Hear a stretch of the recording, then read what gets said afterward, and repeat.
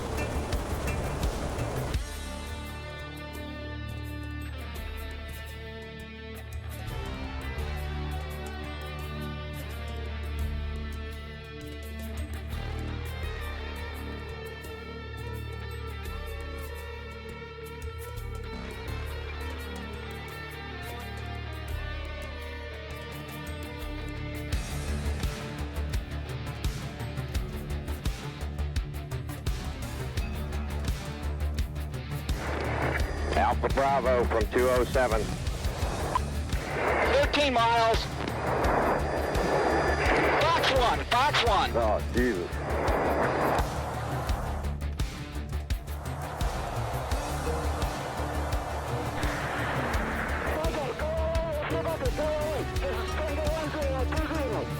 Okay,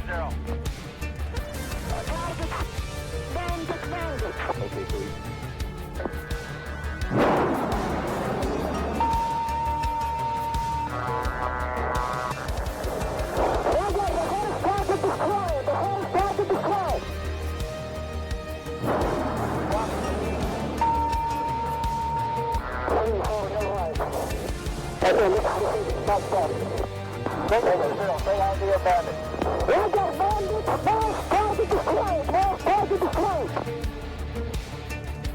Copy both flags.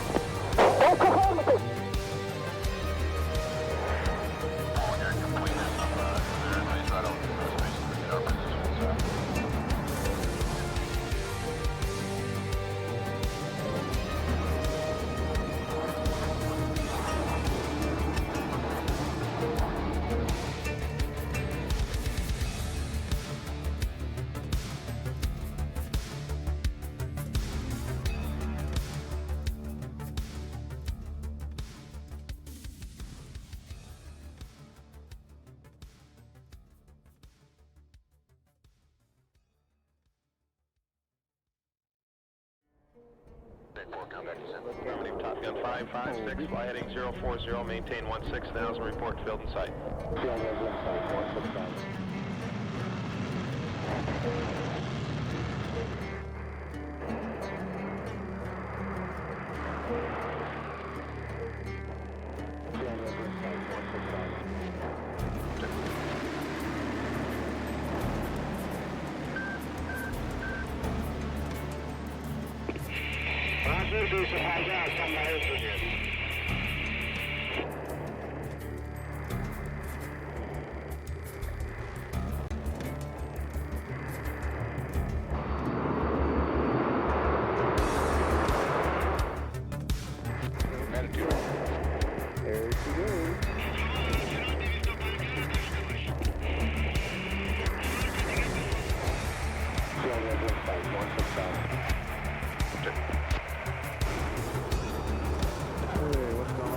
Bandit 02, follow the 14, cleared for visual overhead approach, runway 24, contact the tower at 60 and me at 3000.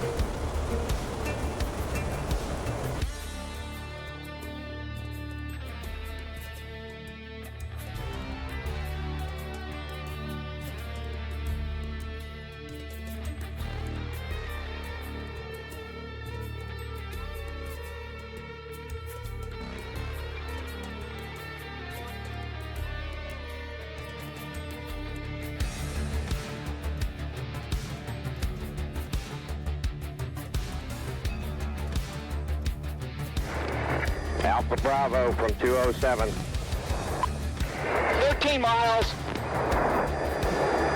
Fox 1, Fox 1. Oh, Jesus.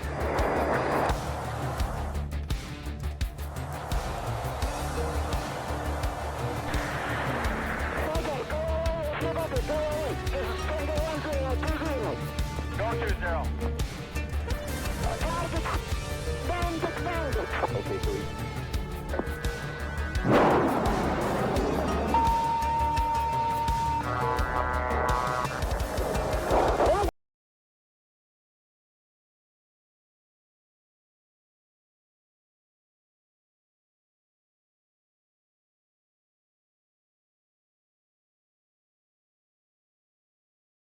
Running a dedicated DCS server can be complex, time-consuming, and expensive. And after all that effort, you still might not get the smooth, seamless experience you're looking for. That's why virtual pilots and virtual squadrons choose MasterArm as a ready-for-immediate-use solution and for peak efficiency.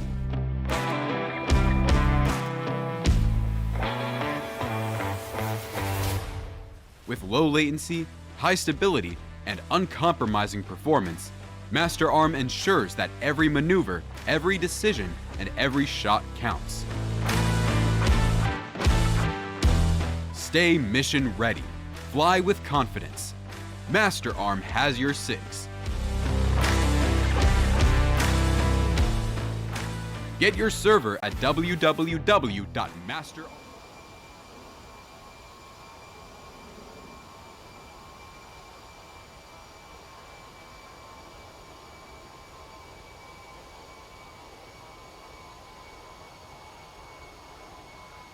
Good morning, good evening, and good afternoon, ladies and gentlemen.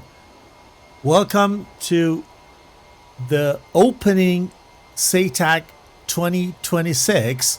This is 81 Banana, your host, and we are pretty much on time, I believe.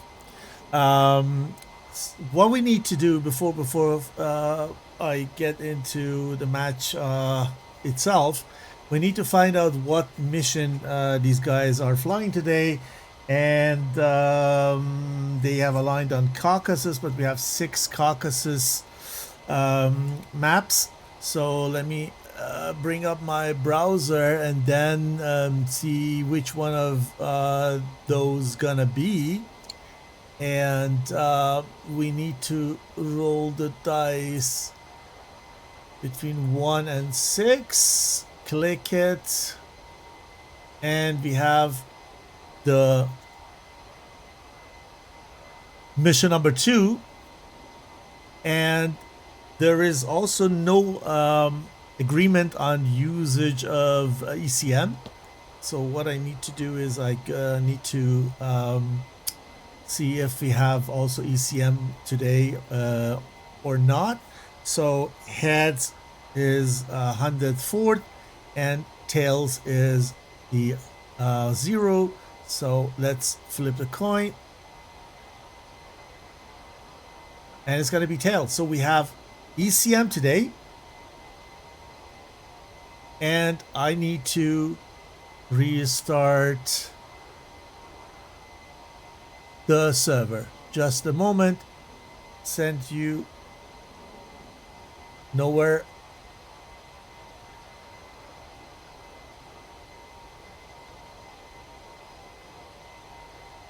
Okay.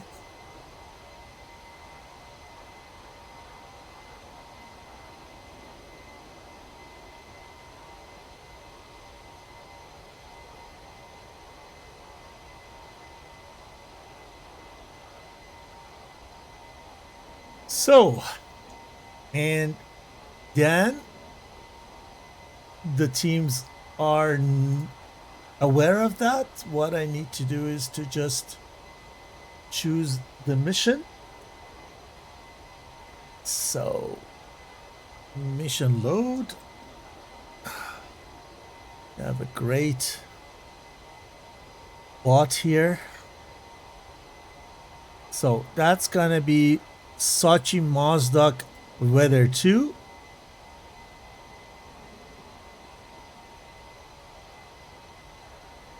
And here we go.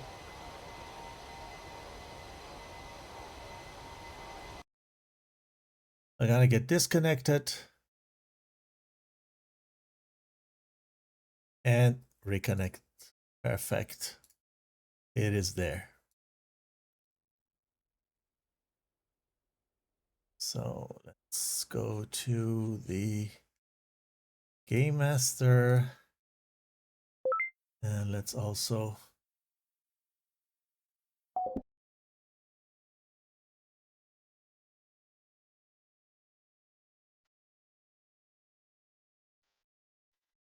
so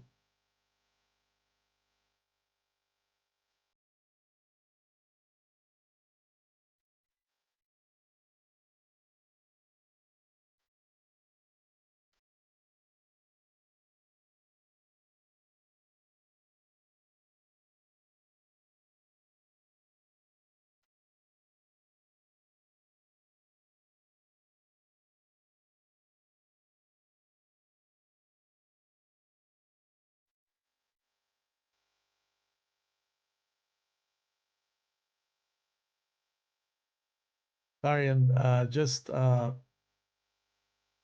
chatting a lot in parallel. So sorry if I'm not very talkative at this stage, but it's gonna change. So this is so everybody said. So yeah, good. I hope they stop messaging me so I can concentrate myself on the first SATAC 2026 match between 104th Phoenix FPS and Zero. Let me check the full name. Zero something Squadron. Bup, bup, bup, bup, bup.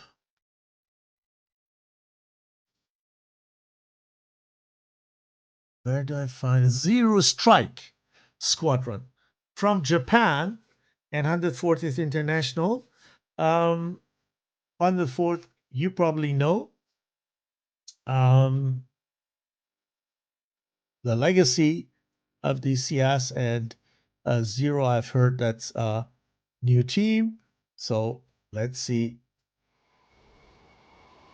when these guys gonna join. Okay, they're there. So or not.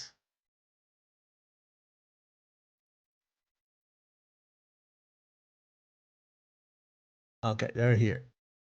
Or no, nobody is there. And asking myself why.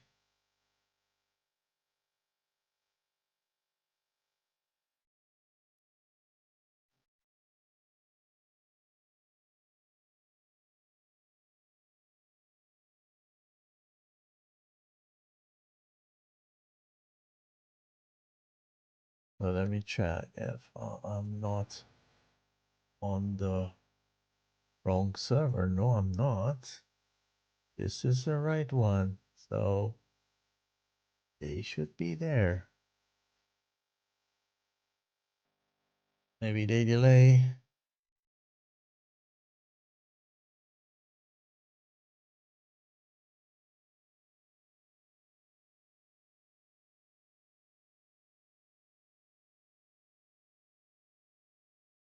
Okay.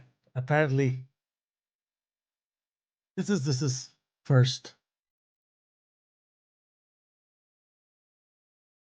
match of the season. So we have also new people helping us with the coordination, and we need to warm up also. But for now, I can say that everything is set, the server is running, and teams have the information they need, and they're gonna join the server anytime soon. Oh, server got restarted again. That was not me. Okay, no worry. As I said, several people helping in the background. This is good. So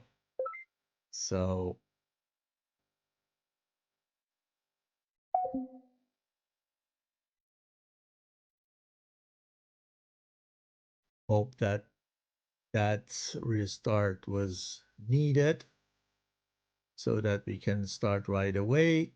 Let me know if the sound of the music or anything is too loud, too low, and I should tune it for you. So let me please know that. Good.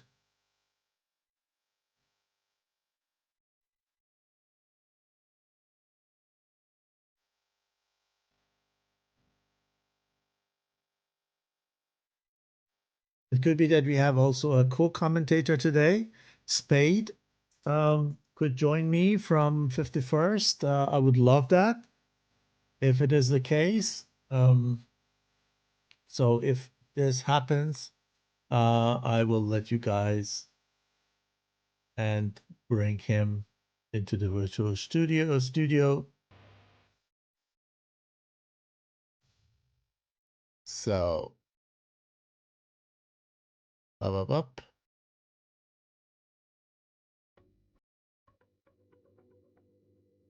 Go.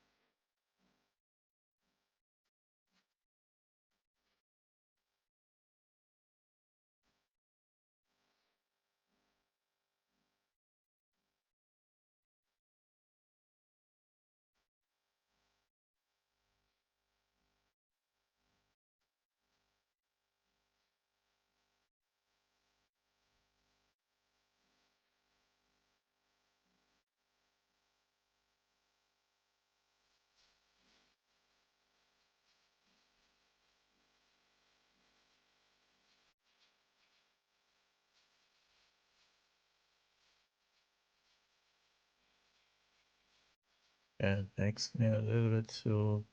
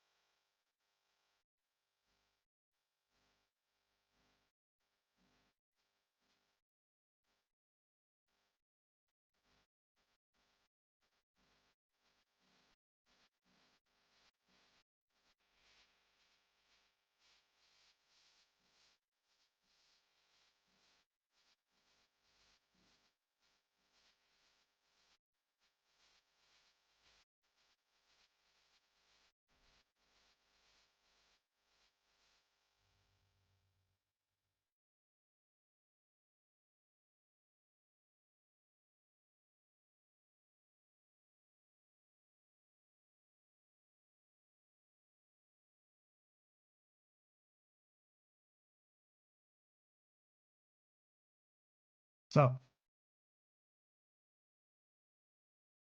you're still waiting, guys.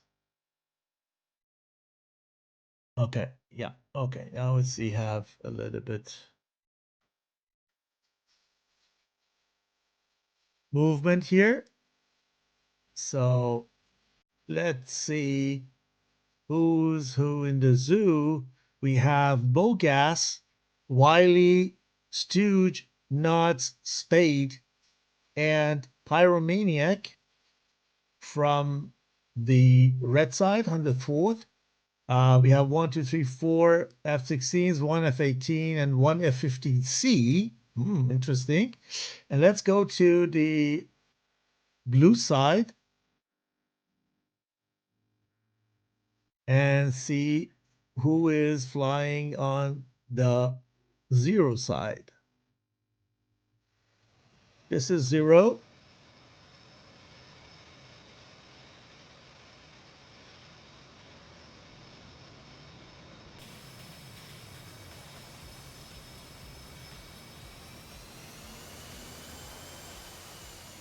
I need to familiar myself with the name. Say, I would say, like Sensei. Say Keto Newton. I call him Kit from now on. Sorry, WSHO 747. I call him 747. SA is good. On Muji, on Muji.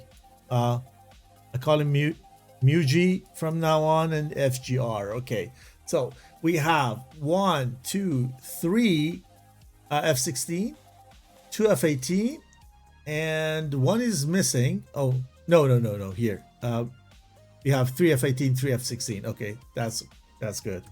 Okay, perfect. So these guys didn't send me any skins, so I assume they don't have. But if they have and they hear me, please send skin for the next match. I would love to show you and demonstrate your skins. That would be really good. So these guys,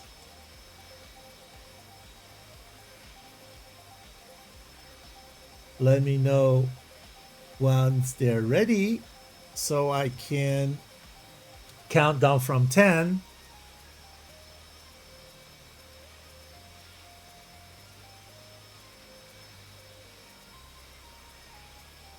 And then the first SATAC 2026 match is then officially kicked off or started.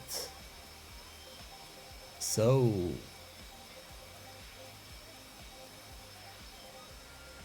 we have one runway here for an F-18, and the other runway is getting shared by the rest of the guys.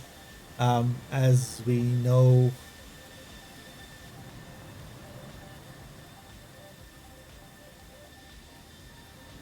on the 4th, they always, or most of time, taxi information.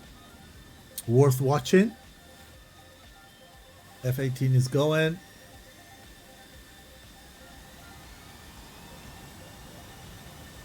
Vivo morte efecta mia.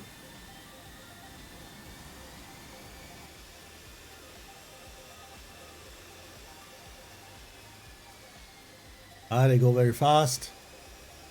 They don't want to waste time. 4 AMRAAMs, 2 IRs, 4 Stooge. Then we have AVAX, as you saw. Let's check knots. Okay. Pods instead of missile. Okay. Nice. Then we have Pyromaniac, also jammer pod, because jamming is a load, so they F-16 has no jammer integrated, so they need to bring pod if they want to use it. Otherwise, pretty much standard for them. And here for F-18, reduced to 4 AMRAAMs, therefore 2 Sparrows and 2 Sidewinders.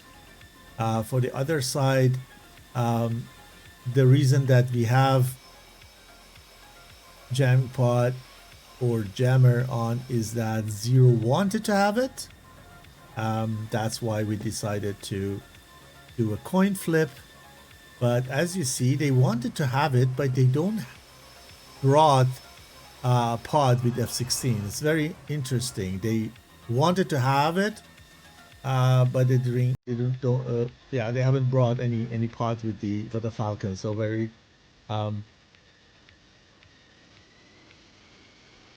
unusual to me.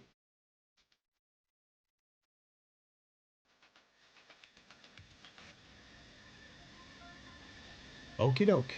So we're gonna watch these guys take off for a first round. And if you have just joined, this is the first round of the match between 104th Phoenix VFBS and Zero Strike Squadron.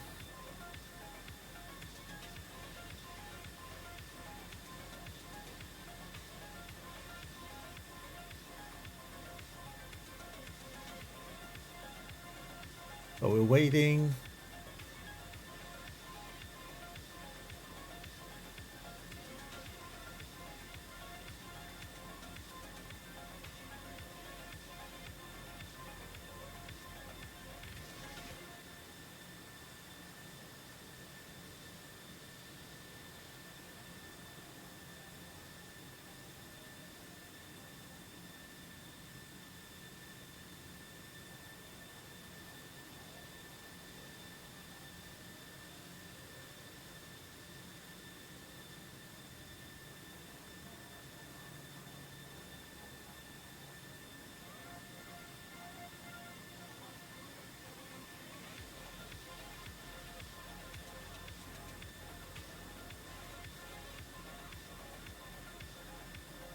Okay, we are still waiting for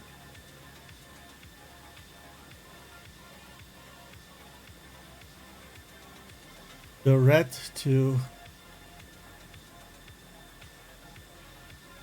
tell us if they're ready or not.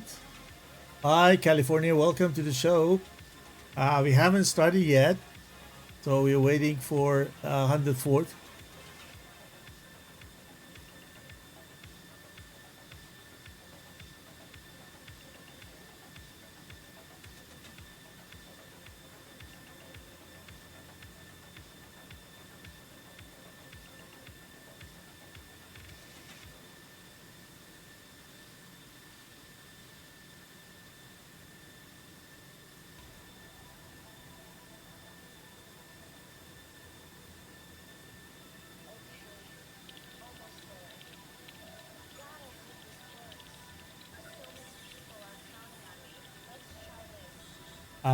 Believe part of the delay is because of ECM. The pods needs to run properly and run warm, so they are available. So this is from 104th side, I believe. Blue is ready. Thank you, Blue. And are just waiting for 104th.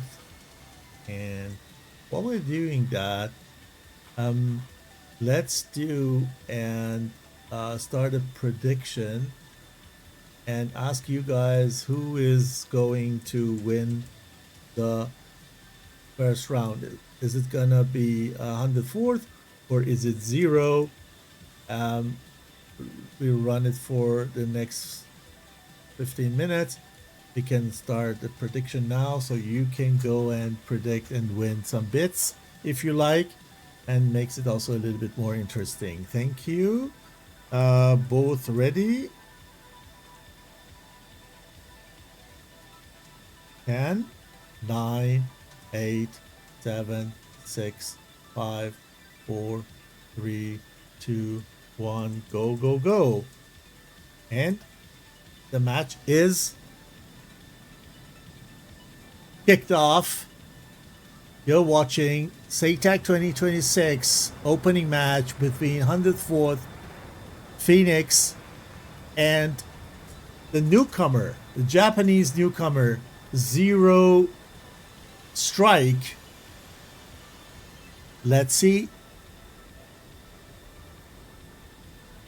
That was really good with the turbulence. I believe they had a little bit of wake, but they did it perfectly. And they already took off. Nice.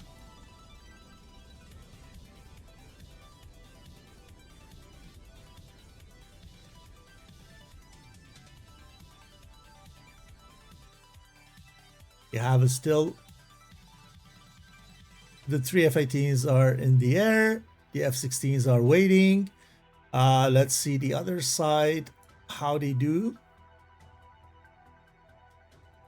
Okay.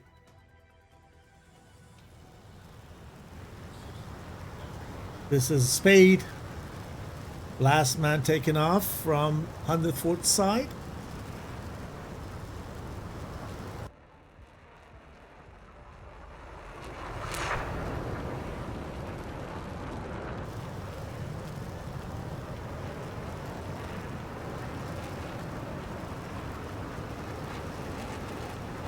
Nicely done. They're getting formed. 1, 2, 3, 4, 5, 6. Everyone in the air. F-15 is the surprise guest for me.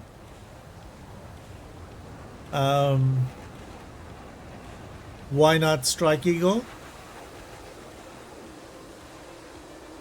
Okay, I know that F-15C is even faster. Is lighter, but sometimes easier to work with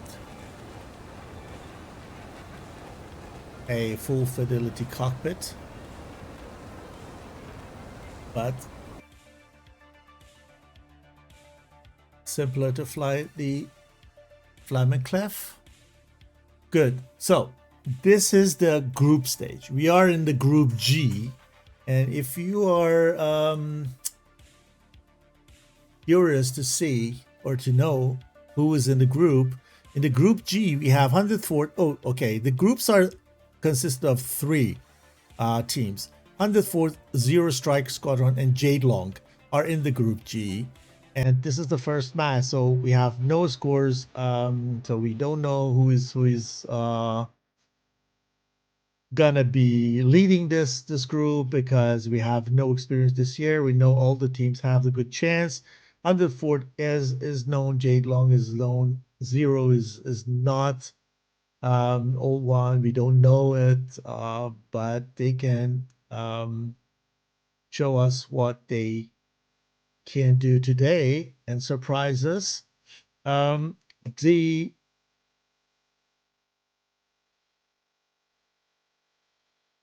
It's about 114 nautical mile combat zone, and there is round about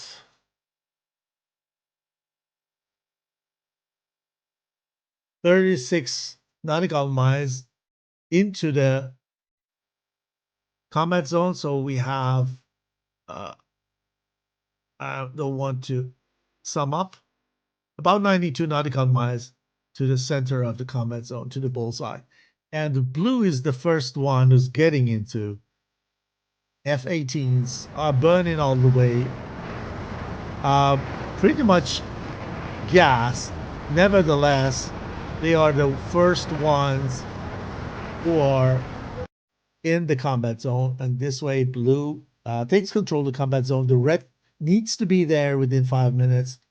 Otherwise, the blue is going to be the winner. Now, red gets into the combat zone, and therefore the combat zone is contested now.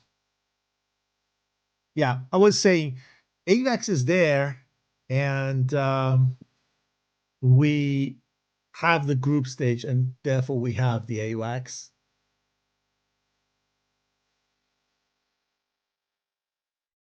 Let's see if SATAC DCS works so that I can show you a little bit of both world. Who's gonna be? I think one of these F-18 is gonna fire. They're flying very high and very fast.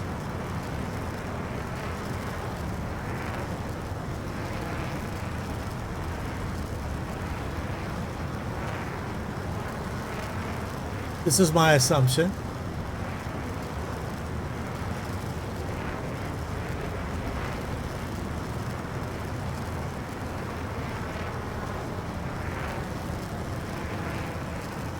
Zweibautisch. The German guy from Texas. Herzlich willkommen zur Show.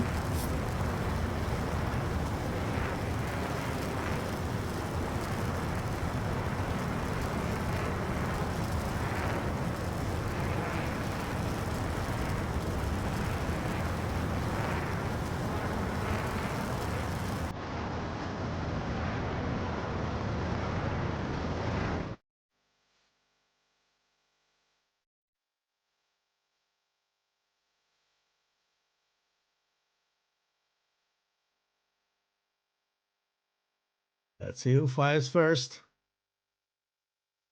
Gonna be one of the F-18s here, or the F-18 on the other side, or 104 gonna save the missiles and let Mogas in F-15 fires the first one. We will see. Blue is departing a little bit in a two-ship to the left, as you see. And the other two-ship, or three-ship, sorry, is going right. So they do a separation while 104th is building two walls, kind of box with Wiley in the middle with the F-18.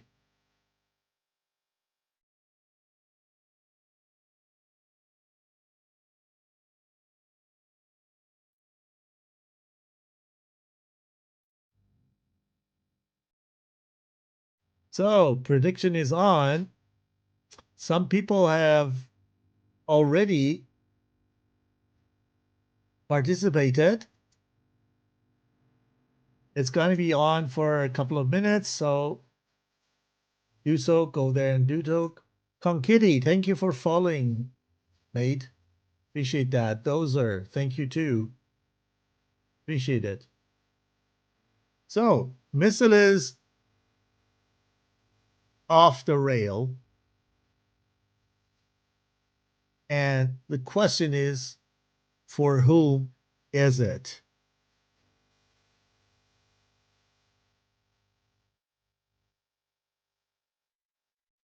Let's go and take Wiley, because I believe this missile is for him. I assume this is for Wiley.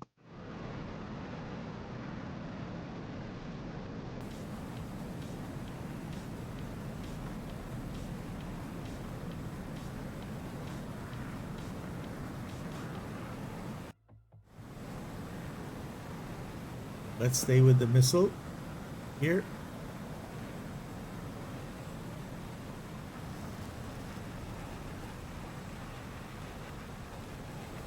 I think it's good. Missile took the lead and hit the ground, and Wiley was out of missiles field of view.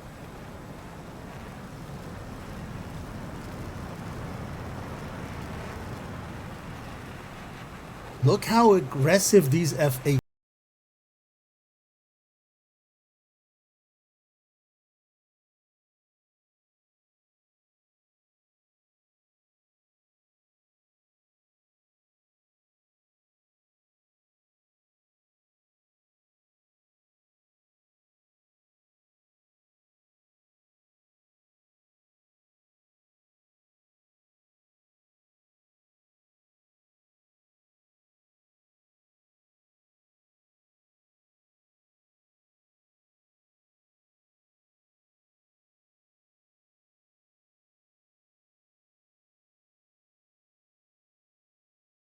On who?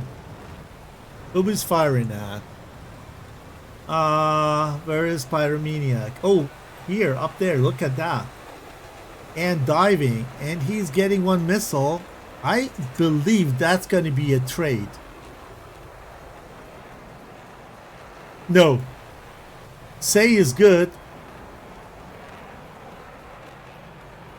Pyro has a difficult time, but manages to outmaneuver and out-G the missile. Well done. Well done. Again. Here. Pyromaniac on 747. This is Pyro. This is 747. And Pyro is in trouble. Pyro's down. First casualty. Or is it first one? No. Up there, we also lost them. What's up, guys? Okay, no worries. We have TAC view. And I love it. We can watch it later. SA on Stooge. While defending the missile from Wiley.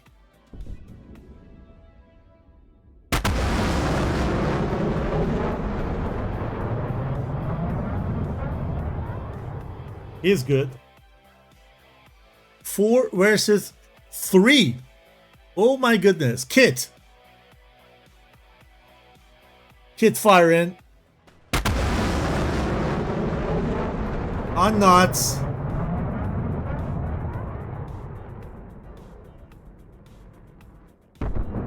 And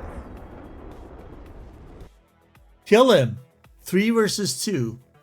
Oh my goodness. Everything is going so fast. 0 here. He fires also.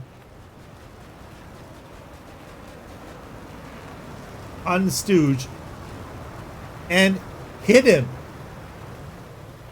3 versus 1. This is Mogas. All alone. In the F-15. Drops the tanks. And goes in. He has still 1, 2, 3, 4 Amrams. Could it be 1, 2, 3? No, 3 Amrams, sorry. 3 Sparrows and 1 Sidewinder. So he has enough.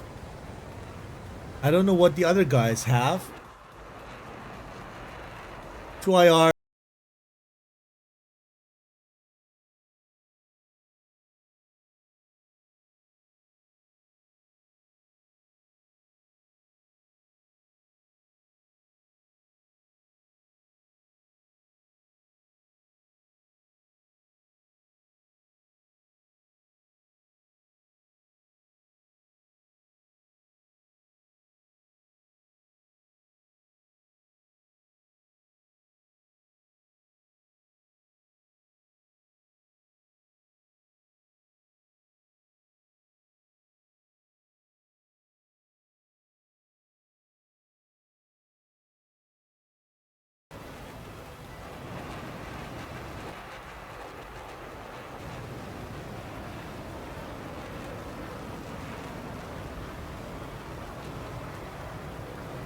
You see the emoji. What's that? On Muji, sorry. On Muji, on DCS, chasing Mogas. And Mogas has the power for sure. See here.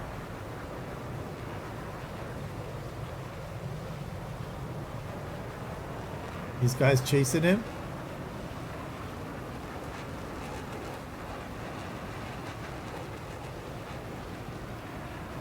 Now for sure, the F-15 has the advantage of fuel consumption. Spade, bro, you should be in the voice channel together with me. How are you?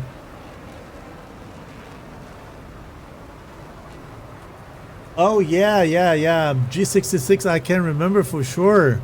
Yeah, great. Zweibautig. Perfekt.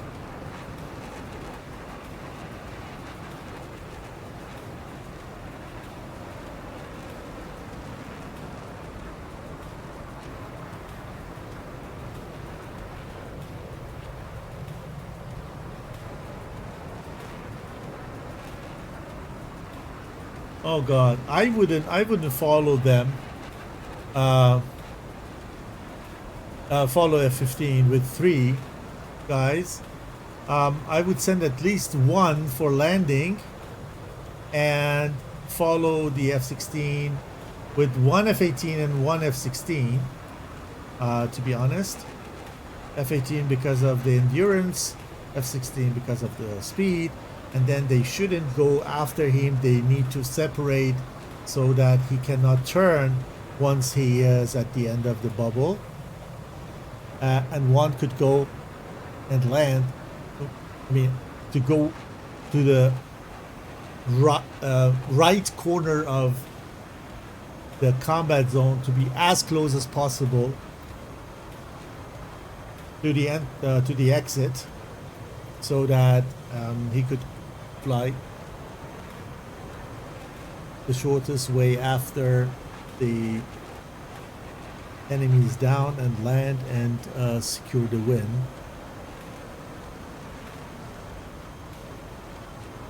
But they are profis, they know what to do. They're professionals.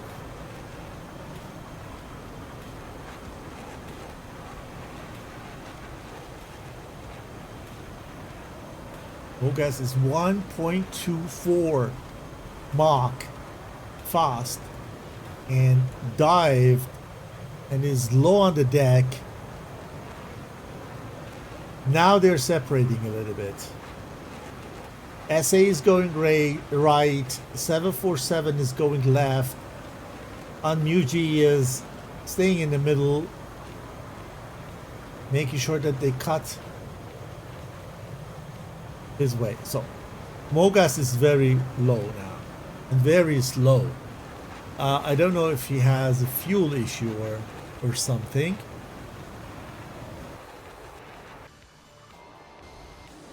This is him. And the hostile is up there in the clouds.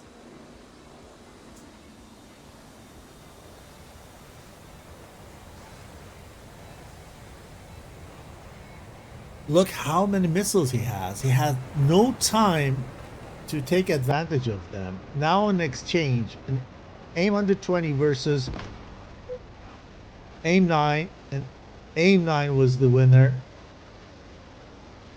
And 104 goes down on SA's AIM 9.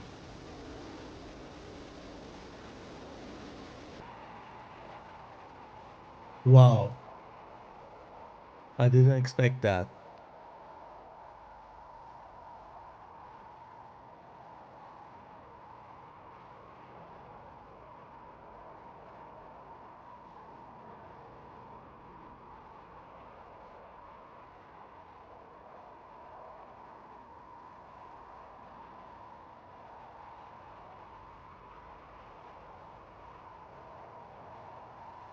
So, what we can do, we can play back and watch what happened.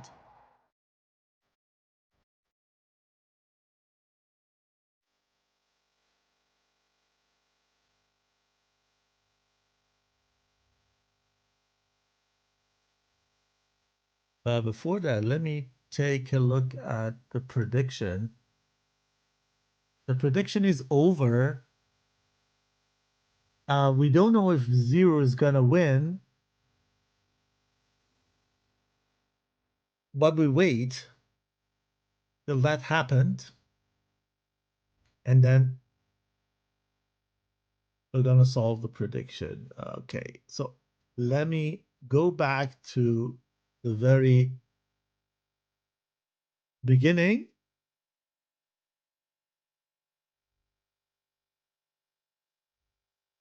And we see these guys taking off. The other side too. And there was, I think, the first missile was coming out of one of these guys' rail.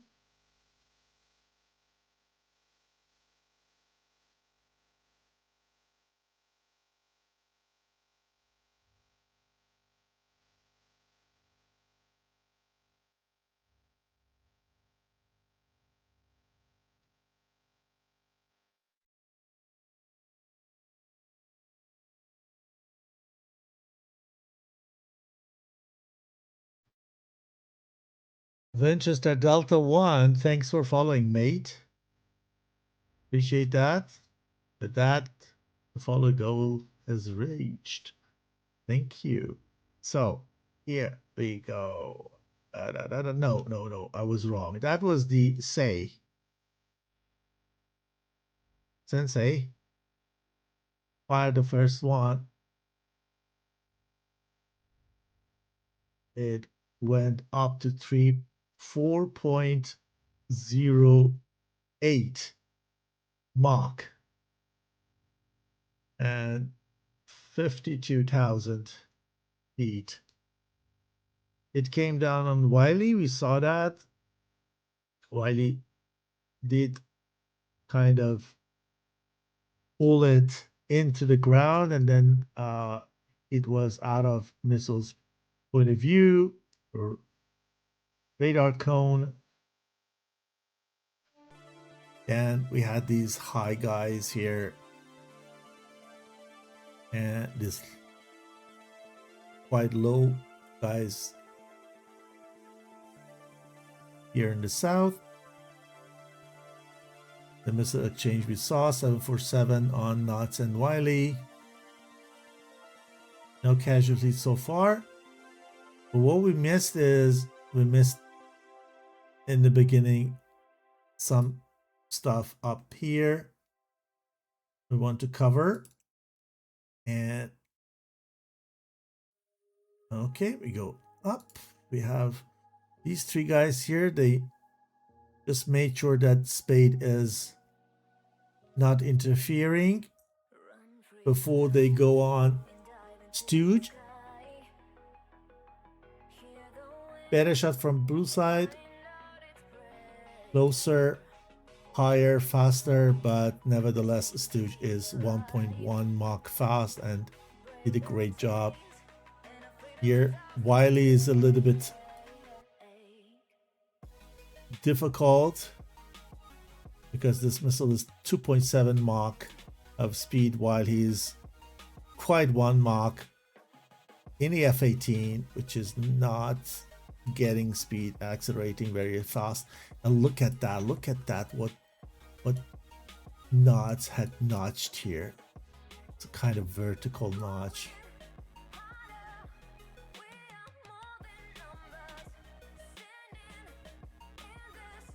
Oh no, it's not vertical. Okay, it's kind of yeah. Wow. Okay.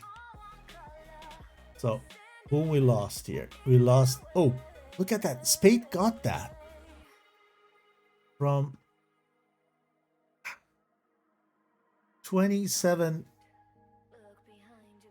nautical miles, while SA was 42,000 high. And oh, not that we missed the other guy's landing. No, okay, that's good. They're still not there. And then he just underestimated that missile, got the RWR. He thought, okay, I'm the second row and I'm not very high, but he was not fast.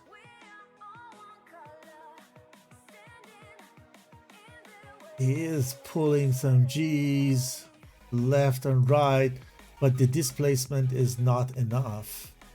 So for the missile, wow, okay, didn't really count with it. And with that, we have 6 versus 5.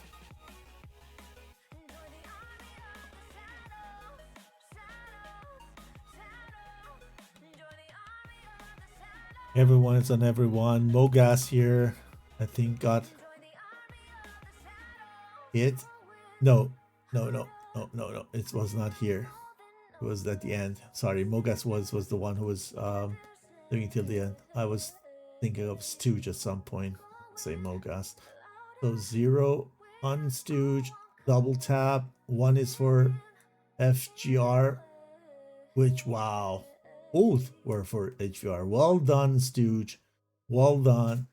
The distance was only 4.2 3.4 nautical mile, and that is always a hit. You can't do anything here. Not even enough time to notch it. If you're not in the notch position, you have no chance. And that's actually the no kill zone, I would say. So blue is all over.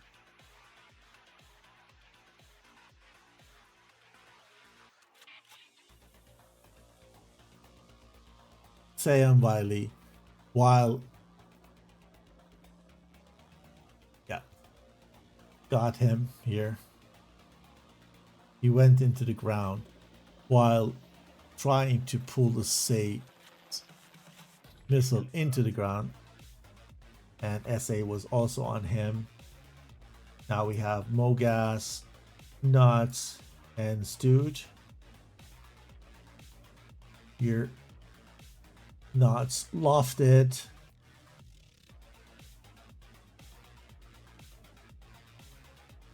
Hit. Oh no, no, no. Oh.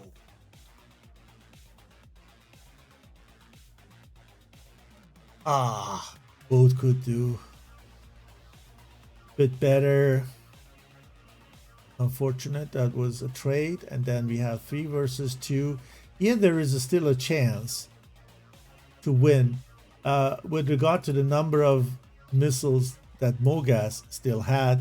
But the clue was here when the Stooge went down here on SA's missile, and I don't know why he didn't fire on SA first, and then not possible for Mogas to do anything. You can't do anything here.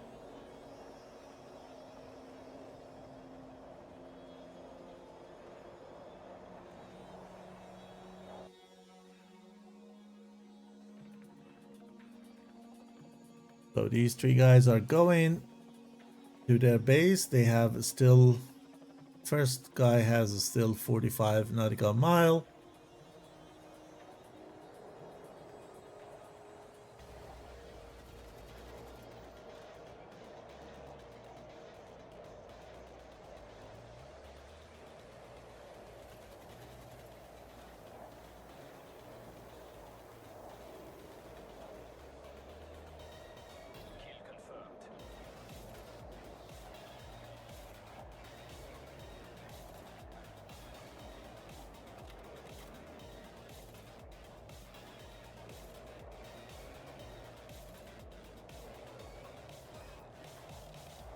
This is what we saw.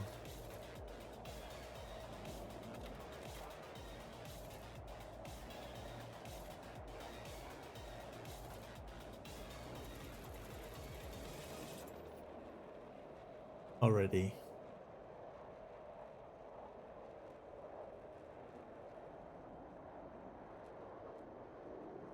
Okay, 0 surprised me.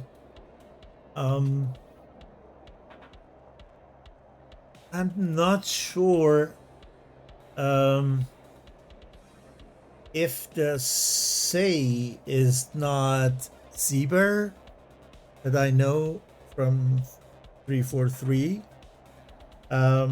If so, he is the only guy that I probably know.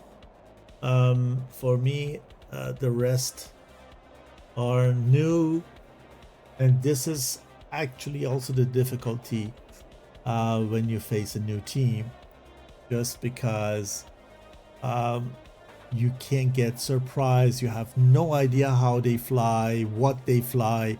When you face a team which is around since years, you have so many TAC views and experience flying them.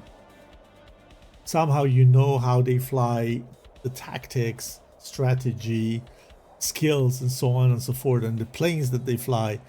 But it is hard to face a team that you haven't ever heard of or seen flying.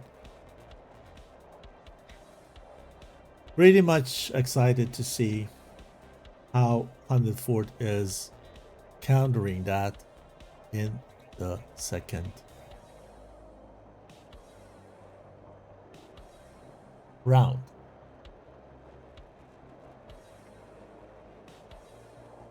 Well, I noticed here something is not centered. The sponsor is not centered. Now it's probably better. Yeah. Okay. So while we are talking about the sponsors, let's give them a shout out. Big thanks to Master Arms for providing us the servers that the matches are taking place on. You had TAC View, what you're watching, lovely tool in order to debrief, use it on a daily basis. WKB, Edges, if I pronounce it correctly, ORG, if it is French, are the manufacturers are Mirage F1 and F4 Phantom F14 Tomcat. We have the others, also what you see, the logos there,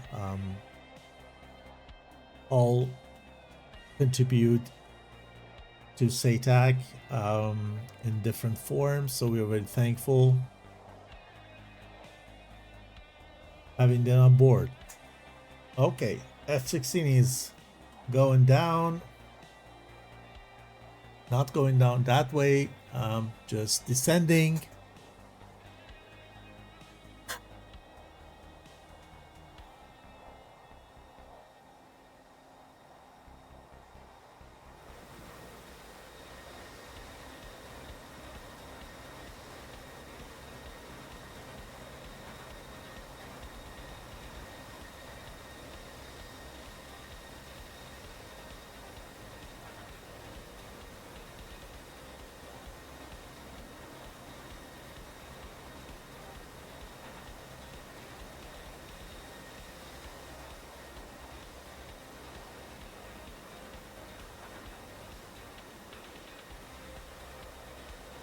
And this is the last scene before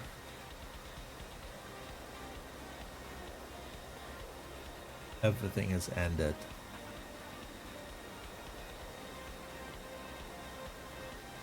Ooh, how close that missile was. Unbelievable.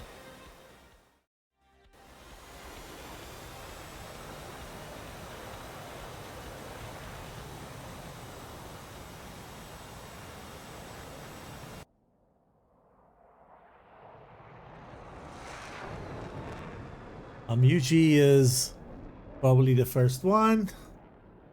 Goes for an overhead.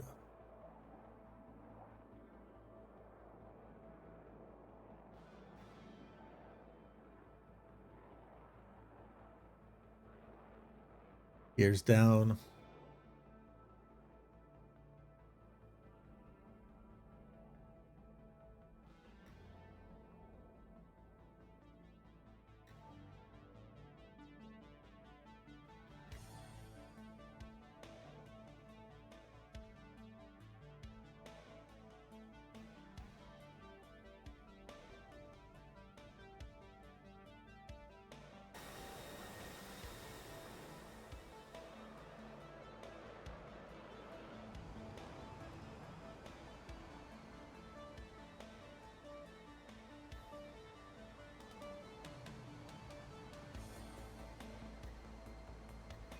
Here we go. Yuji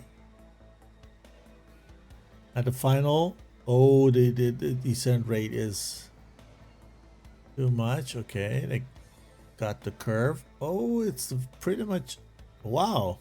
Okay, not that hard despite of the high descent rate. Well done. He knows what he's doing. Oh,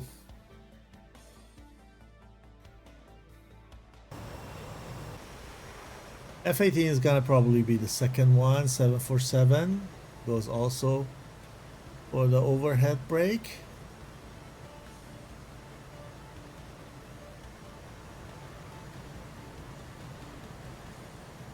We need to wait till everyone has landed.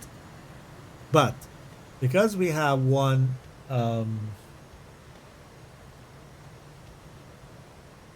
valid landing, the round is of 0. Therefore, we just update the score here and then we can resolve the prediction. Interesting. Nobody said, probably or maybe because the Japanese fans are sleeping now and only the flying members are there, so nobody was in the chat, but everyone else was in favor of 104th, but I need to disappoint them with that. There was no bits going to anyone. Maybe more chance and more luck next round.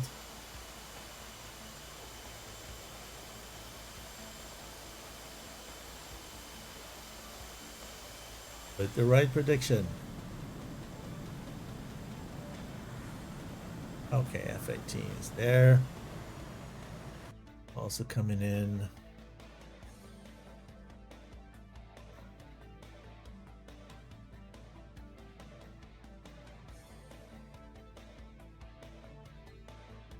There he is.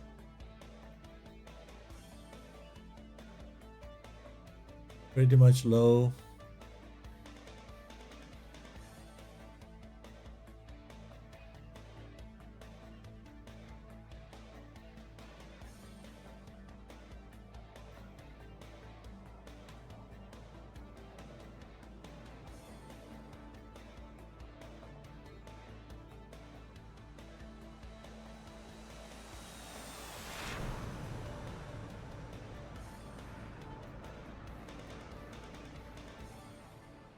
Touchdown.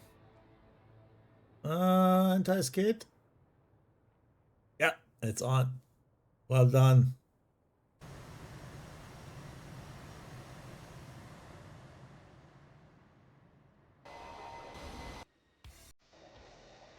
And the last landing candidate gonna be Zeros SA.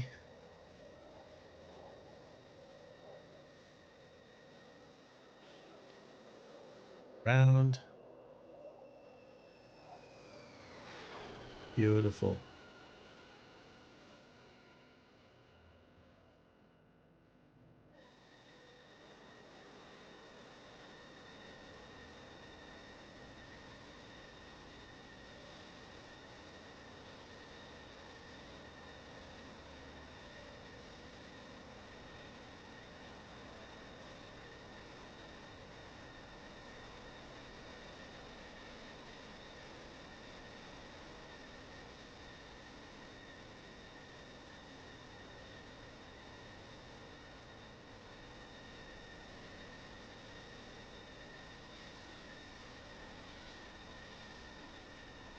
Okay, after that, we can restart the mission.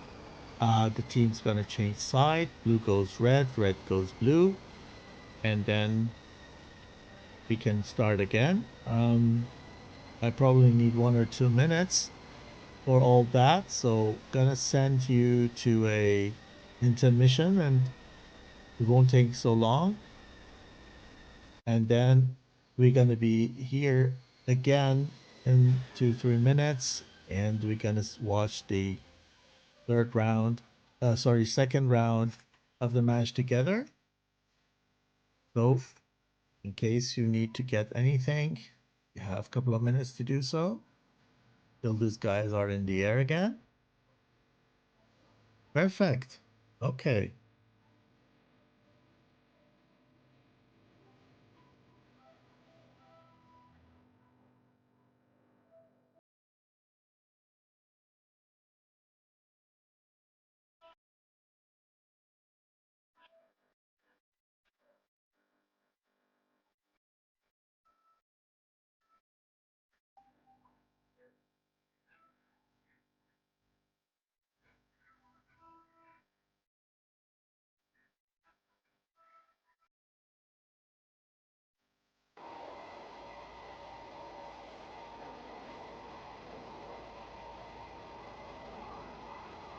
So let's go there. I also need to go back to a spectator. Otherwise, game could crash.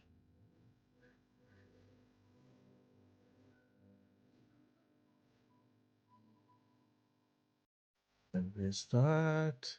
Okay, guys.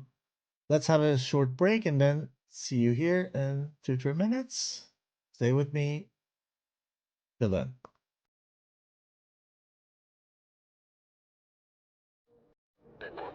Affirmative, Top Gun 556, fly heading 040, maintain 16,000, report field in sight.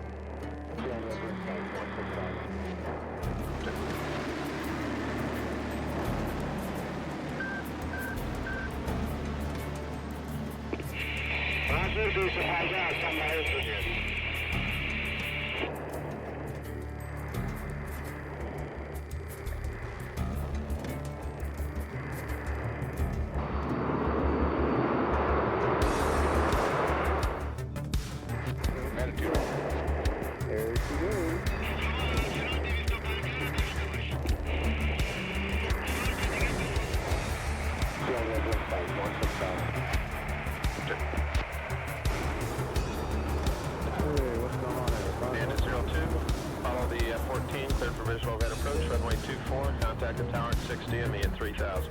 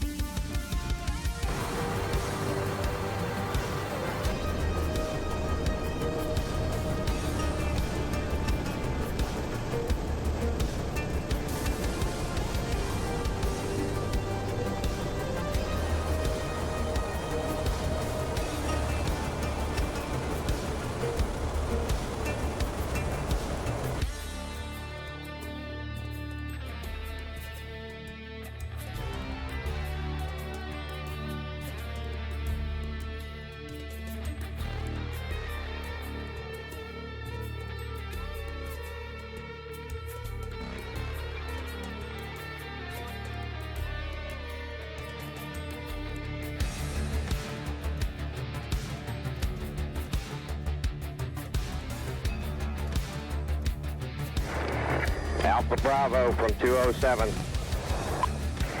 13 miles. Fox 1, Fox 1. Oh, Jesus.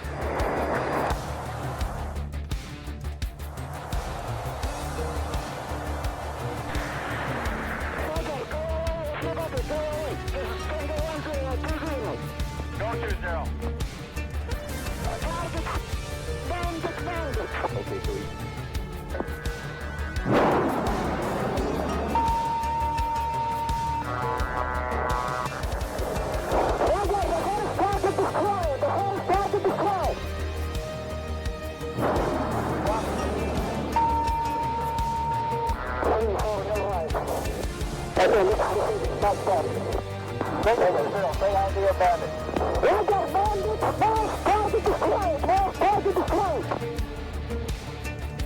Copy both flags.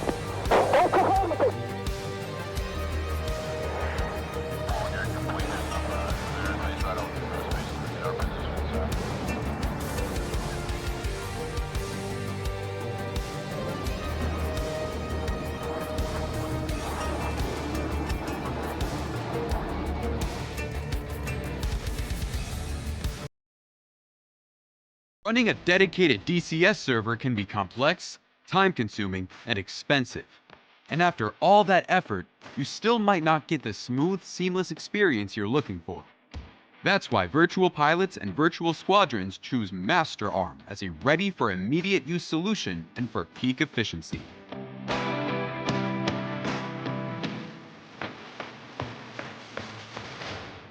With low latency, high stability, and uncompromising performance, MasterArm ensures that every maneuver, every decision, and every shot counts. Stay mission ready. Fly with confidence. MasterArm has your six. Get your server at www.masterarm.de.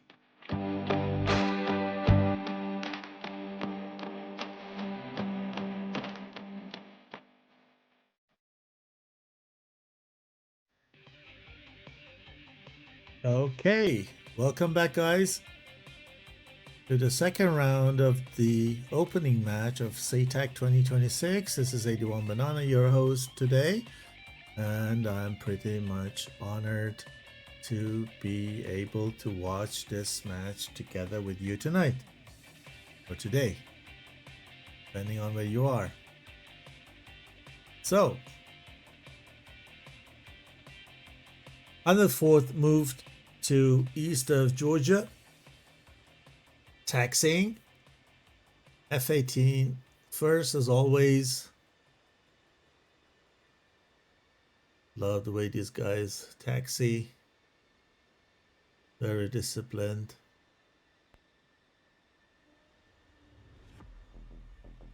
Oops, sorry.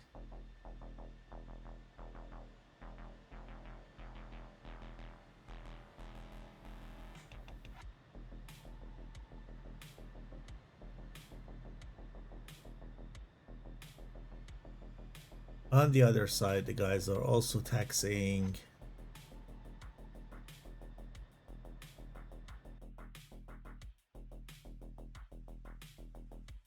They're gonna come back and watch on the 4th.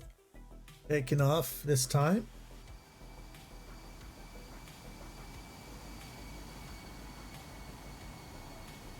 So, very exciting first round.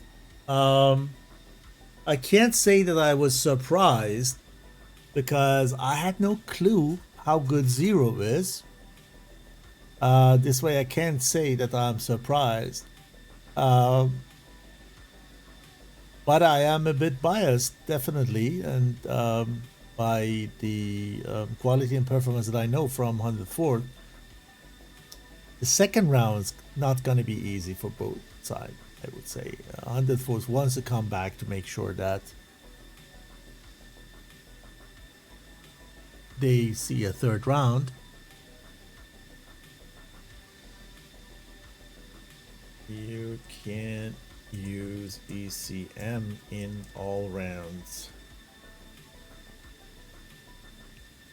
ECM can't be used per dice.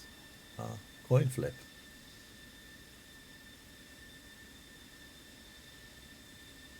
So I was wondering why they were not using, even though they wanted to have it.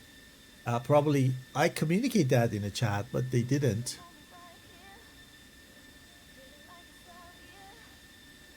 So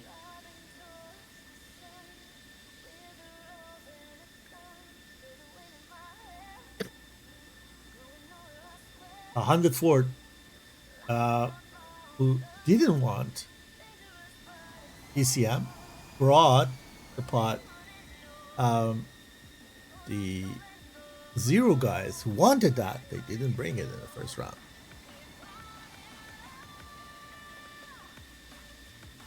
Yeah, but as long as you guys couldn't agree,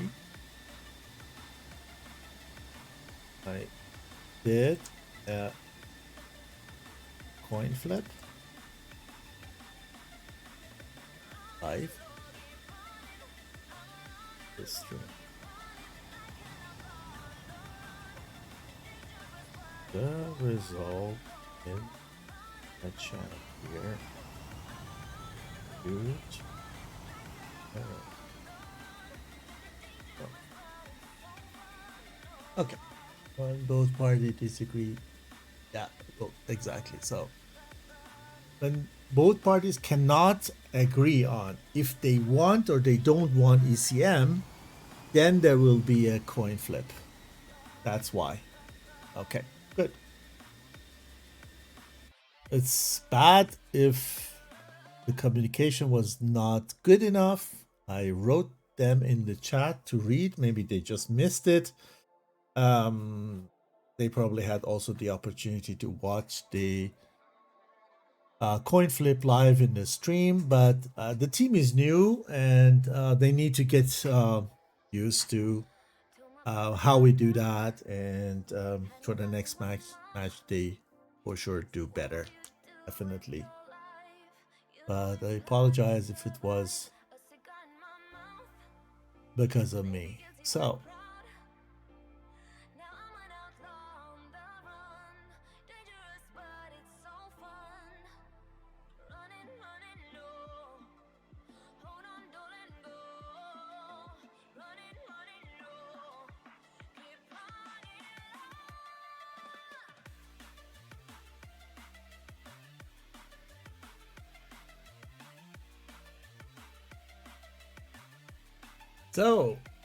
let's see.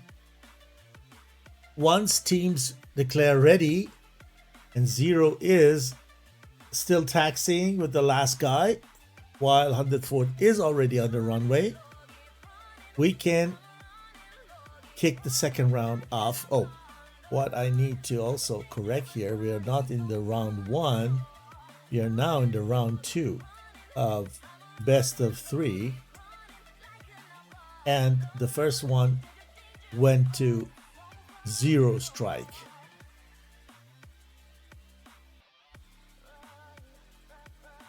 Okay, so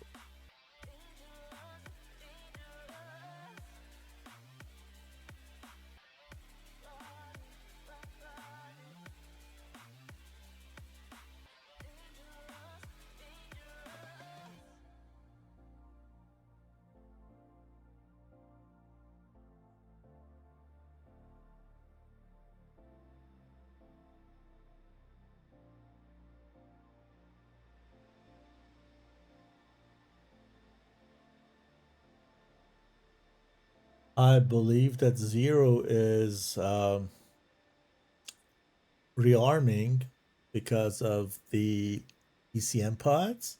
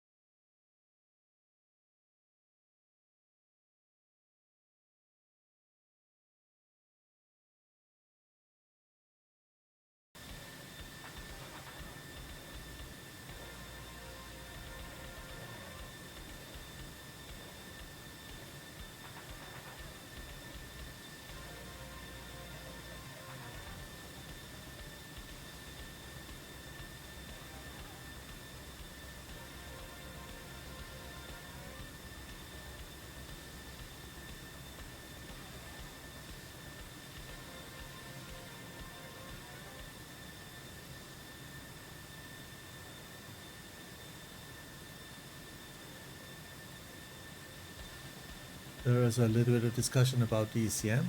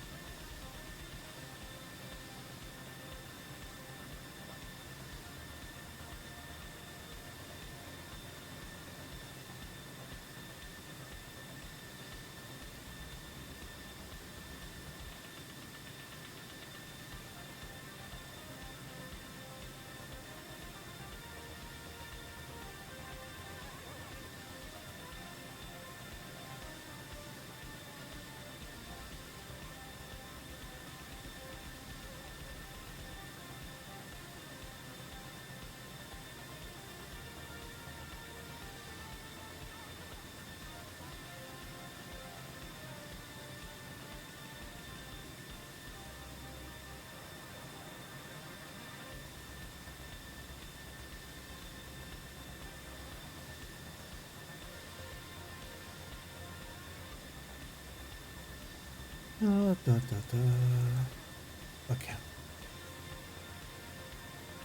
Good. Okay. Yeah. Everyone can go and check the rules later, and I hope that I was not wrong. Last year, we always did the coin flip, and this year I am hearing that if there is a dispute, or let's say if the two teams cannot align on if ECM yes or no, then it's going to be ECM, which is, I mean, to me, sounds a little bit weird. Somebody wants it, somebody doesn't want it. So, yes. So, if it is like this, then ECM, it is kind of unfair when somebody wants it, somebody doesn't want it, and we go in favor of the people who want it. But I don't know. The years before was like that, and we did a coin flip, and I'm still with that. So okay, perfect. Seems both already.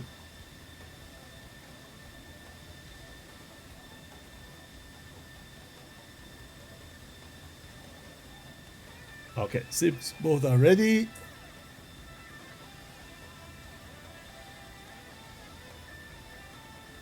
And I can count down 9, 8, 7, 6, 5, 4, 3, 2, 1, and go, go, go. Here we go.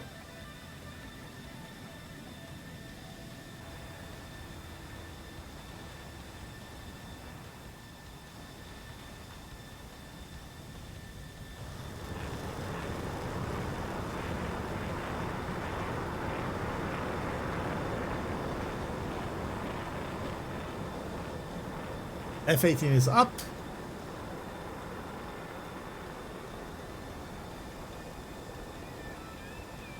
Followed by the F-16s.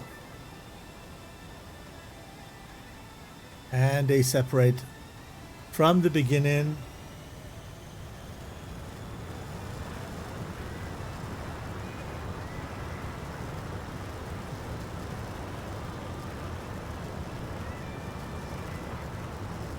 Look at that heat blur.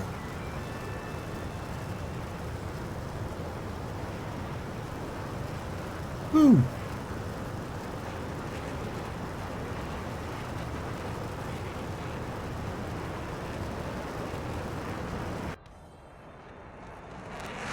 Okay, 104th is airborne.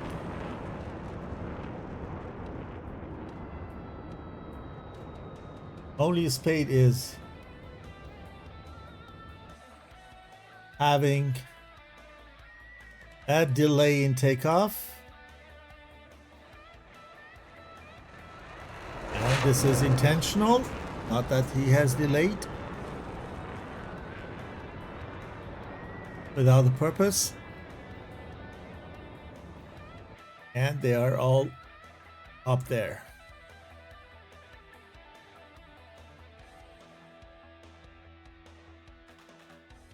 Let's take a look at the other side.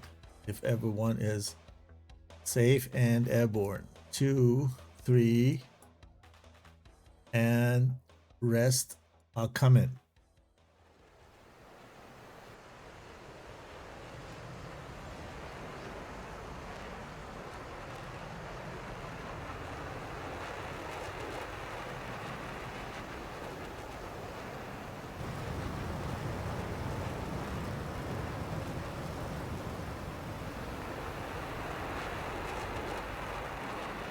Okay.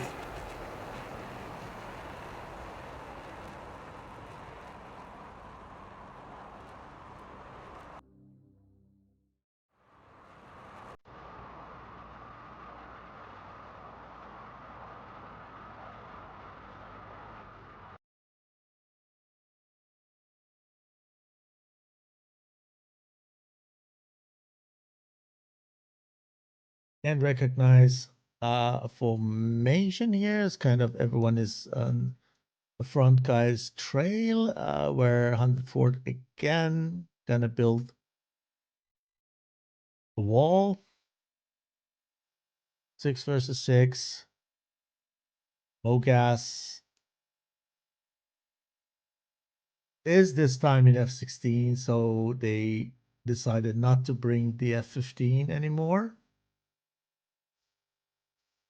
1, 2, 3, 4, 5 F16 and 1 F18 with Wiley for the sake of probably better SA. I don't know. We have AVAX, but AVAX is sometimes not working when everybody is very low on the deck, or when you're then alone and or only 2 guys left and you cannot count on your comrades data link.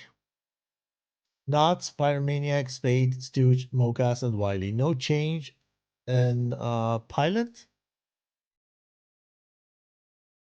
And on this side, say Kit 747 on G, SA, and FRG. Yeah. So no change of pilot. Again, the Japanese are first with F-18, will get into the combat zone.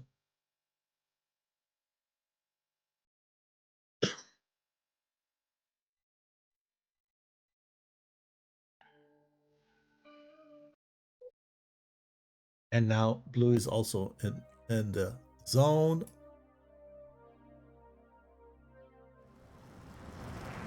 Also with the F-18.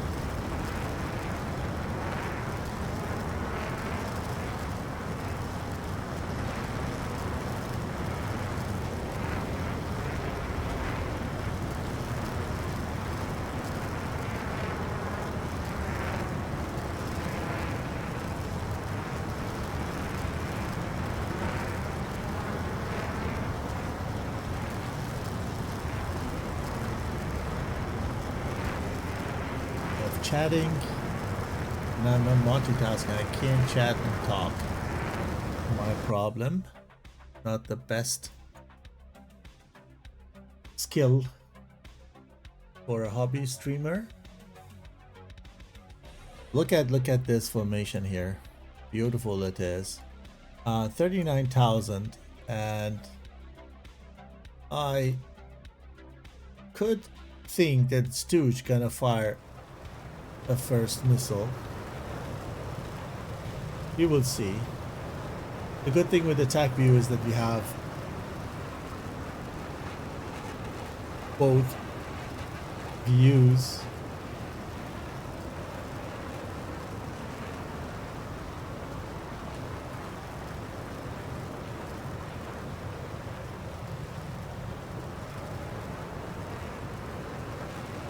Is Stooge gonna fire the first missile? He's 43,000 feet high.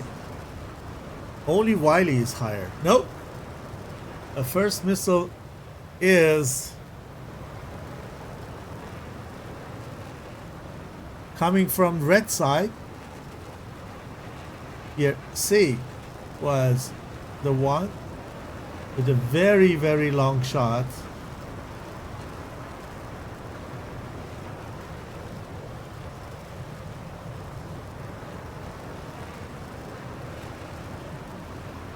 Here, 39, 40 nautical miles.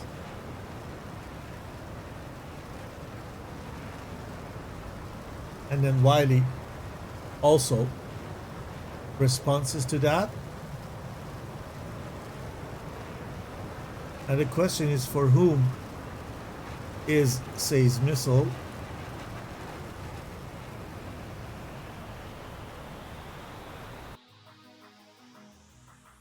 Okay, we have a little bit of delay with the attack view. Now we are synced.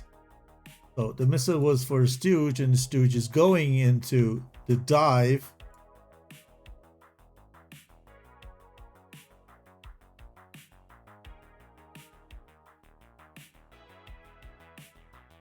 And the other missile here was for 747, what Wiley fired.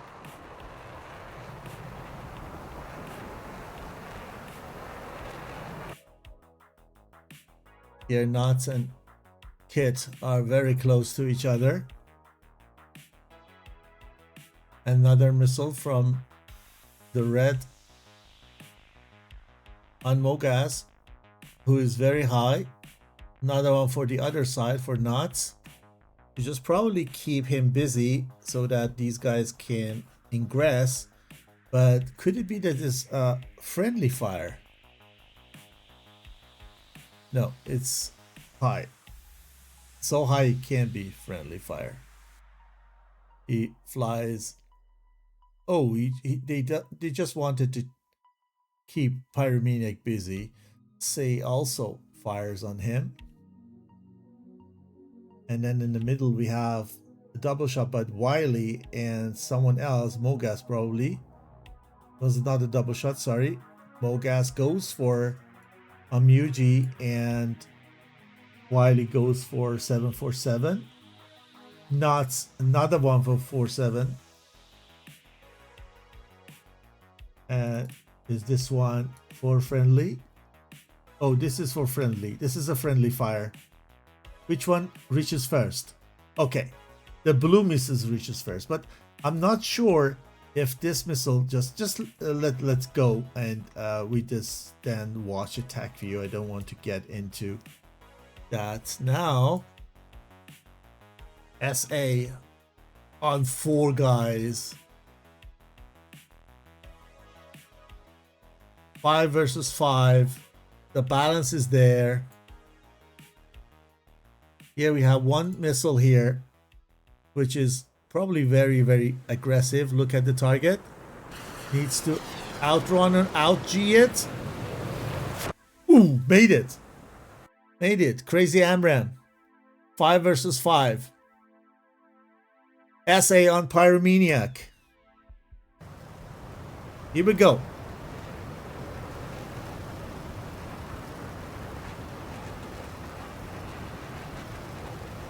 Is he good?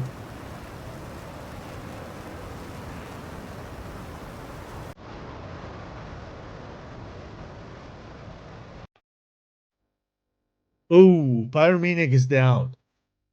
4 versus 5 from blue perspective. Wiley on FGR2.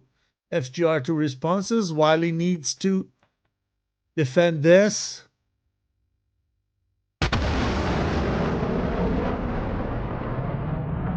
Can he outrun it?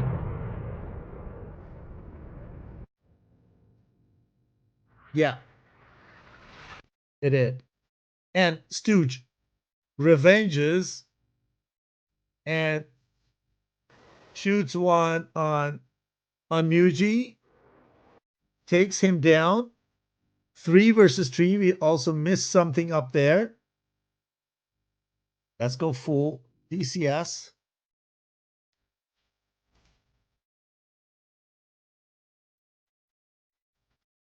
Good. These guys are all cold from Red's perspective, and Red is all hot. So they are now sitting in the driver's seat.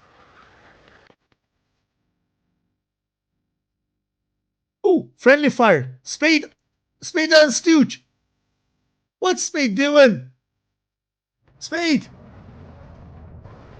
Hopefully they've recognized by now. Ooh. Very lucky in that sense. Aim 7, aim 9 from Wiley on 747. He is in big danger now. Wow, look at that. How close, how low he was to the ground. 3 versus 2 from Red perspective. Stooge. Look at that. He fires on the guy in front and leave SA to a Spade. What should we take here? Everything is important. Stooge has a very, very good chance to just kill SA. Amram from short range. Look. Oh, less than 1 mile. Working. 2 versus 1. 142. 747 is the only one from the red side. So let's check the missile. 1-1. Stooge.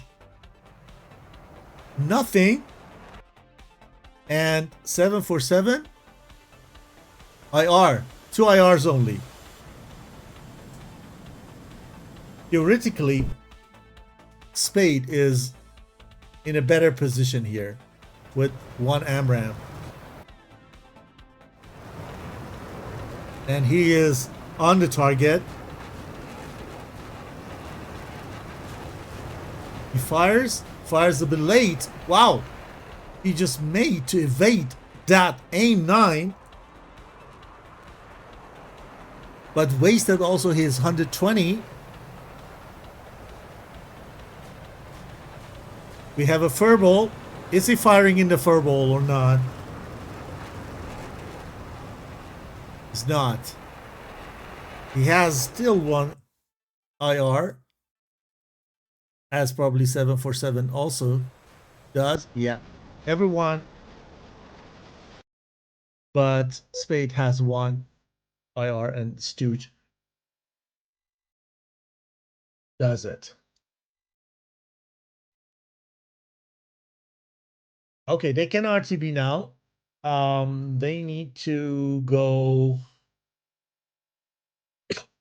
Sorry. They need to go this way. I believe they came from Tbilisi Locini, if I'm not wrong. Yeah. So they need to go there. They need to go fly 72 nautical miles. And I don't know how much fuel they have. So let's go to TAC view and watch what happened.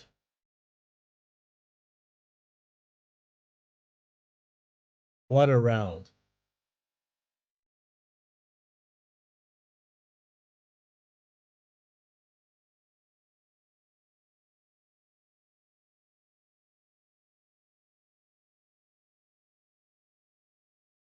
And just rewind it. Here we had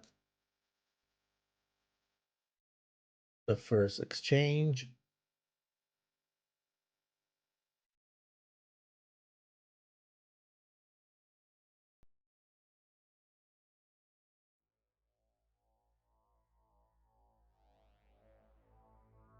They fired the first one from 41,000 feet altitude, with Wiley responding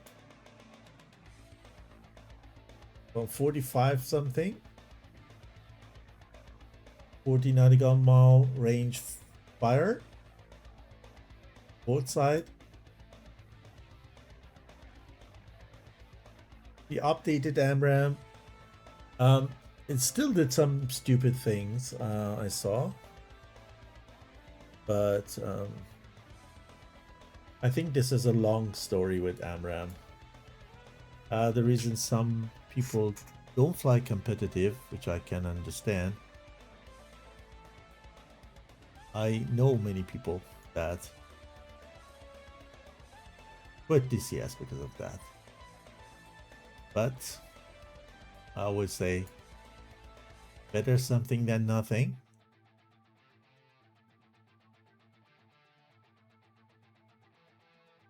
And here's 747.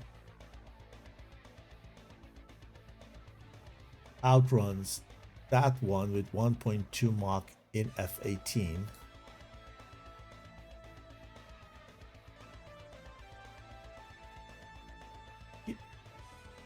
It gives missile permanent G.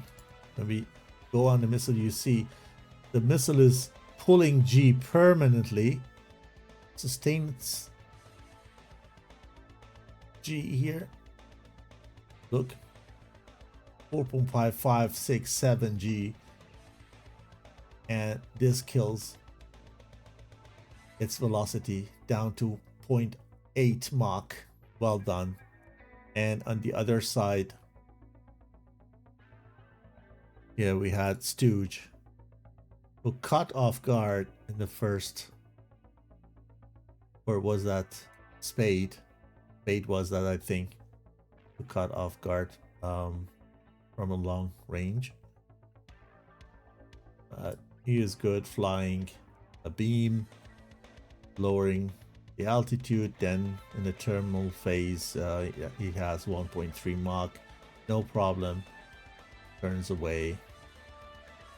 Serpentine. Yeah, the missile is dead. Well done.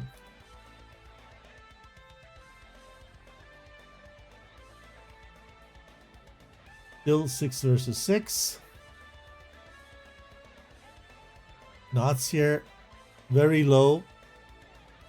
Kid and 0 on him. Say and SA all aware of where Pyromaniac is. This long range shot is for him while he is spreading missiles.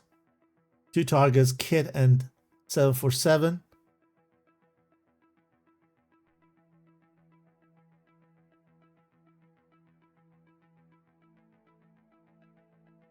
And the missiles are directly active from that range. Doesn't need to. Well done. He goes in, goes high, fires, come down. But the missile is already in the terminal phase and active. Don't need to be guided. And Kit and 747 do a great job to pull this missile into the ground. Yeah, we have pull, invert, and then pull. That's okay. That's okay. That's in the limit.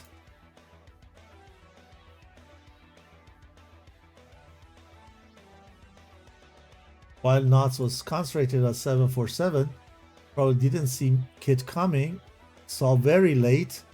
It had a better position. The missile here needed to go a longer and difficult way, but because it was still burning, could accelerate and take him down. Pyromaniac has got to do with those 2 missiles we saw, with those 2 long ranges, and he was busy. They made to keep him busy this way.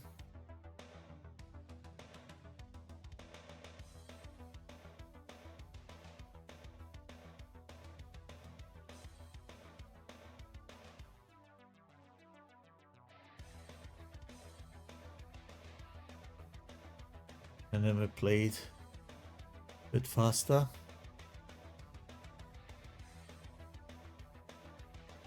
Because they don't want to miss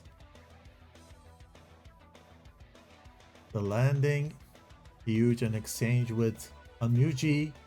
Wiley on FGR2. Very good shot from Wiley. He really gets as close as possible and fires as a second guy was already in the skate Well done. Well done. Stooge again has something against Unmuji. This time is successful.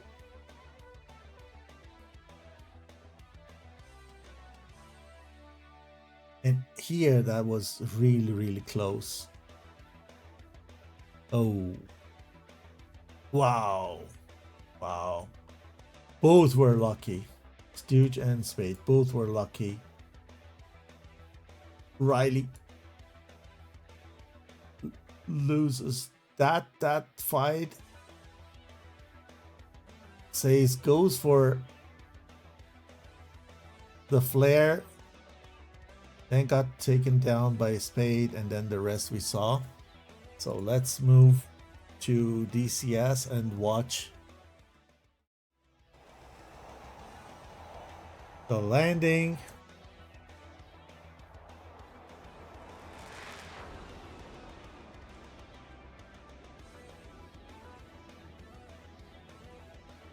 This is a Spade.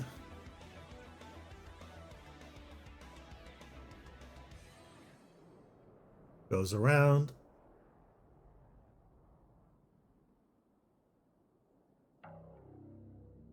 Stooge is still coming.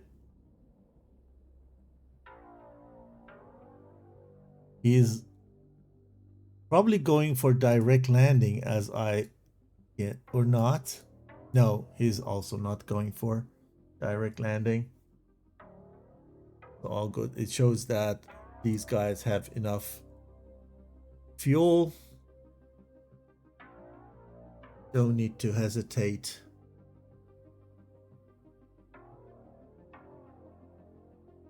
Doing a overhead brake.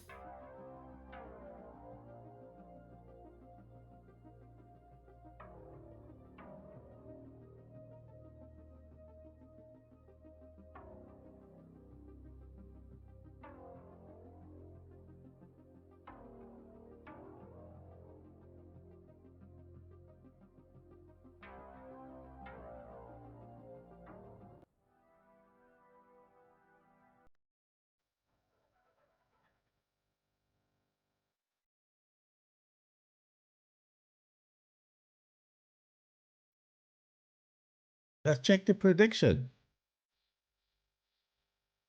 So, people said we're going to see a third round, and we had a couple of correct answers. And the winner of the prediction is, check, NBSI VIP Boy and Kong Kitty. 350 bits goes to these guys. Congrats. Have fun with it. So we have one landing here. And second one too. So actually we can go and update the result. And everything is gonna get decided in the third and last round. Nice. Okay. Same procedure as every time. Short break. Gonna be here in a couple of minutes with the third round. Don't go anywhere, but getting quickly something to drink or eat. Okay, let's go.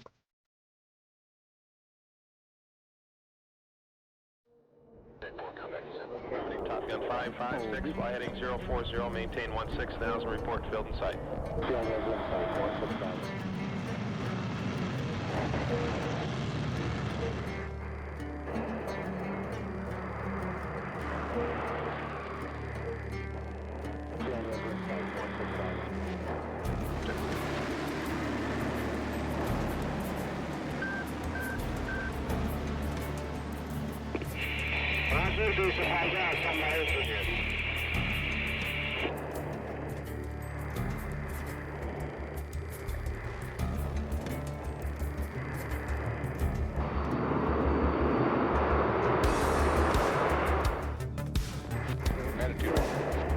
There she goes.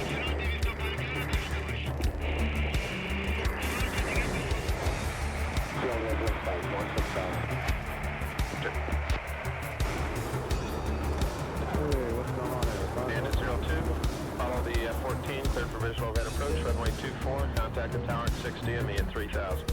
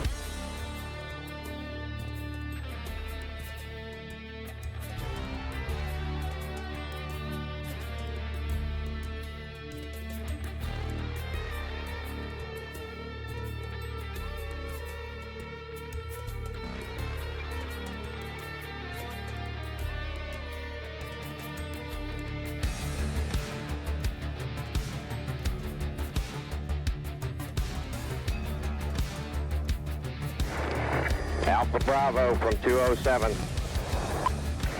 13 miles. Fox 1, Fox 1. Oh, Jesus.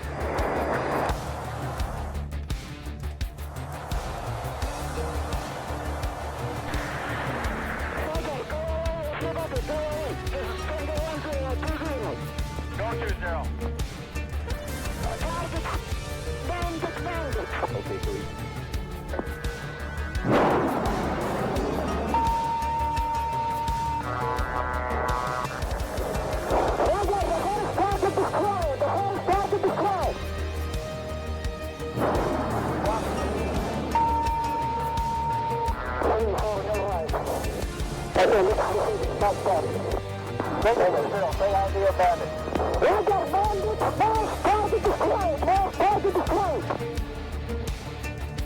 Copy both flags. Oklahoma.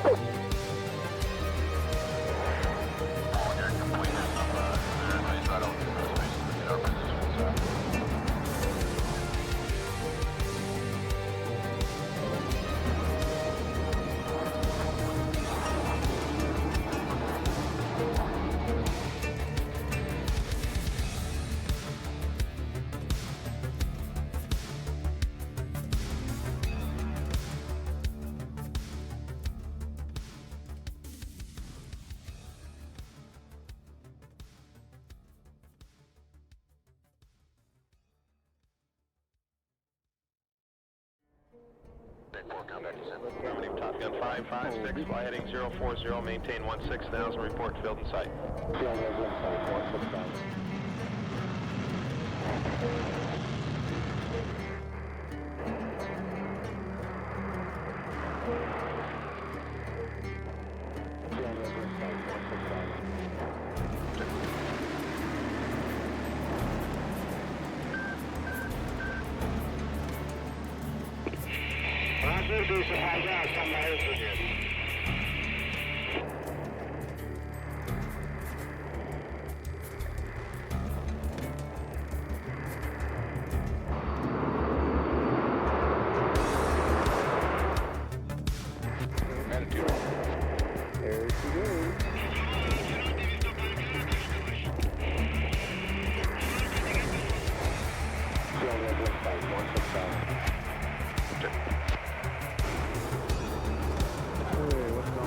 And at 02, follow the 14, cleared for visual overhead approach, runway 24, contact the tower at 60 and me at 3000.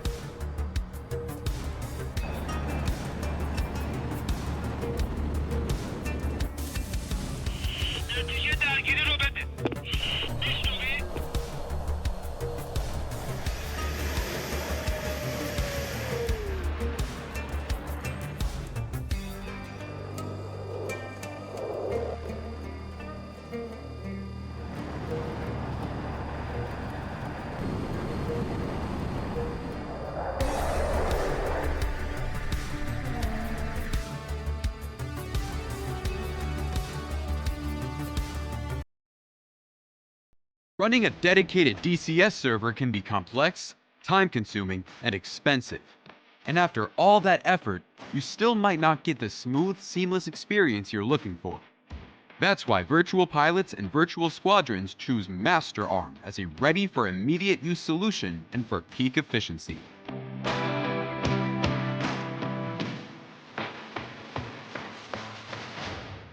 With low latency, high stability, and uncompromising performance, MasterArm ensures that every maneuver, every decision, and every shot counts.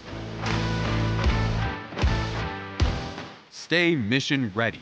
Fly with confidence. MasterArm has your six. Get your server at www.masterarm.de.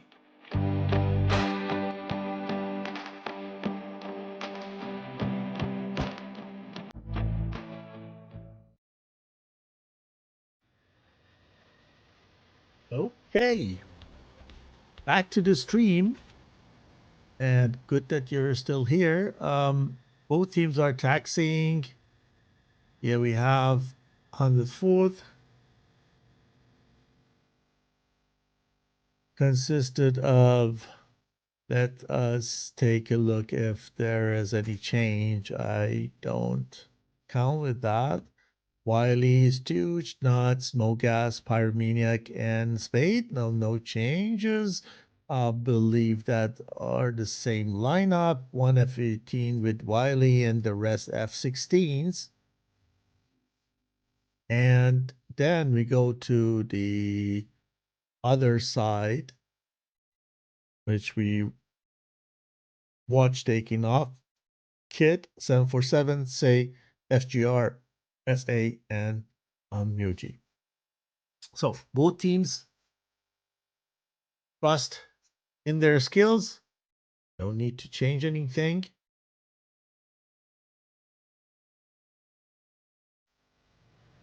Gonna watch them taking off this time.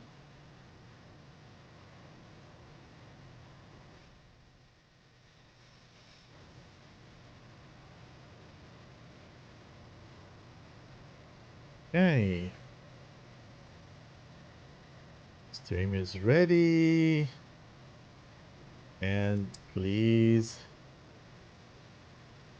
let us know once you guys are due.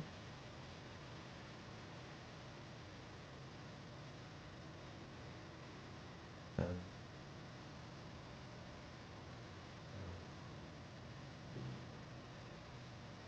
okey-doke.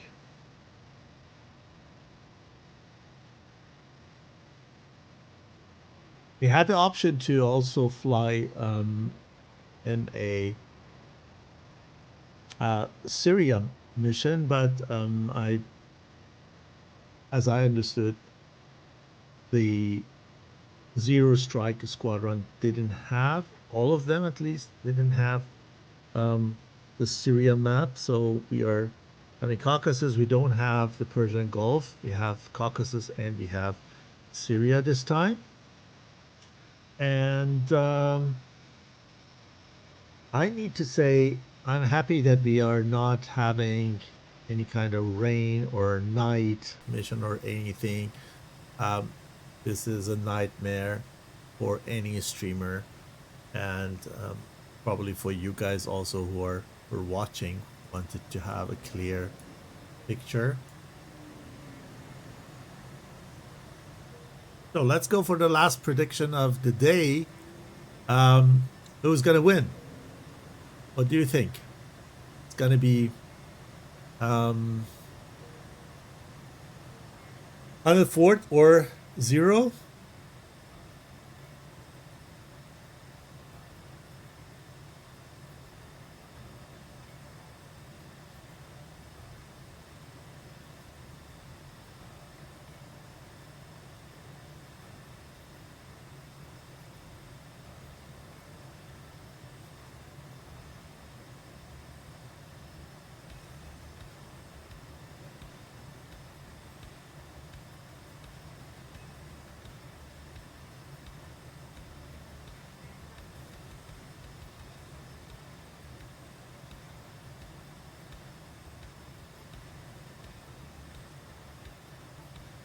Well, I know that advertisement is a pain, and I have tried to reduce everything to the minimum. But Twitch, yeah, broadcast advertisements, and I have learned, because I'm also not a professional streamer. I do just to support the tournaments because I love to fly competitive. The competitive is not the only, but one of the, let's say, the ranking list of mine is pretty much high. The reason why I fly DCS, because I just like the competitive area of DCS. So let me do the countdown for the guys, and then I can talk much for you, more than you expect me to do so.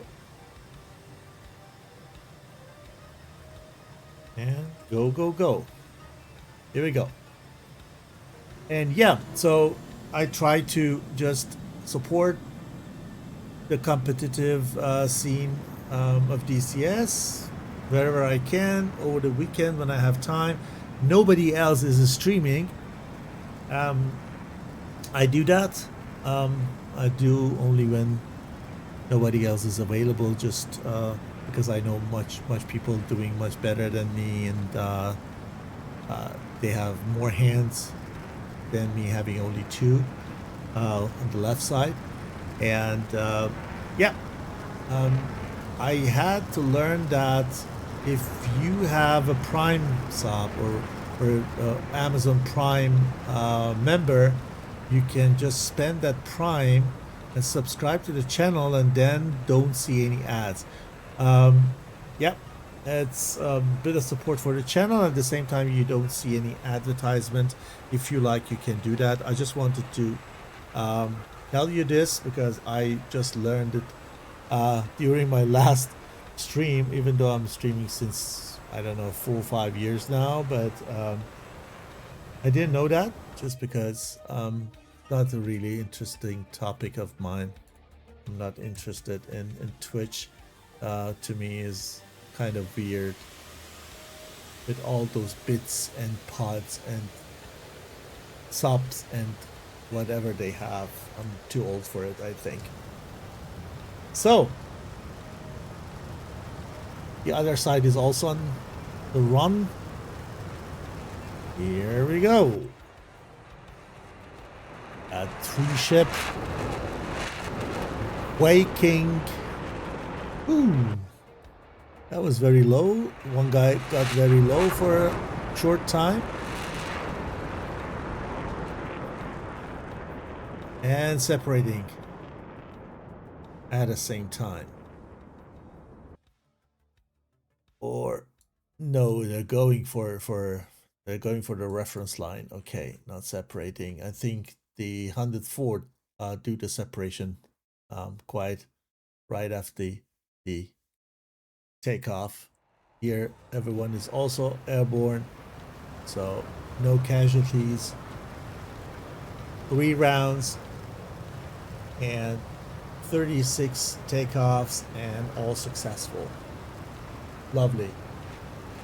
Dragon Master, thank you for the follow, mate.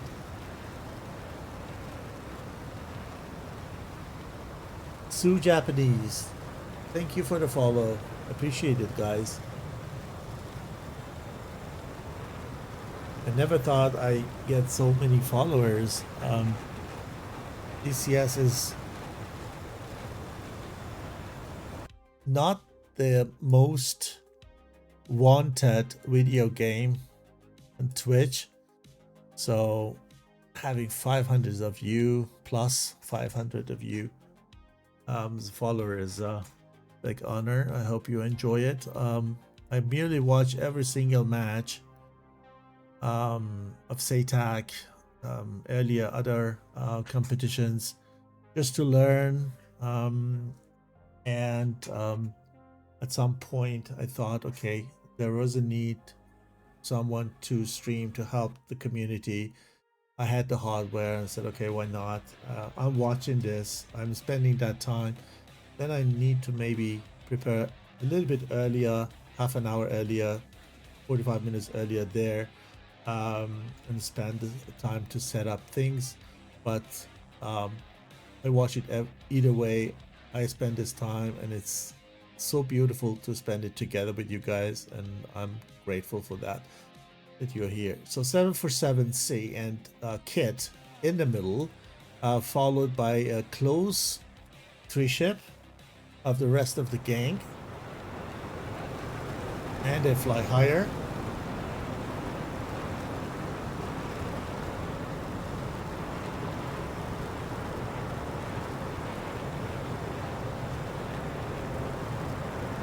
And if you want to see what's going on, we can also split the screen for you.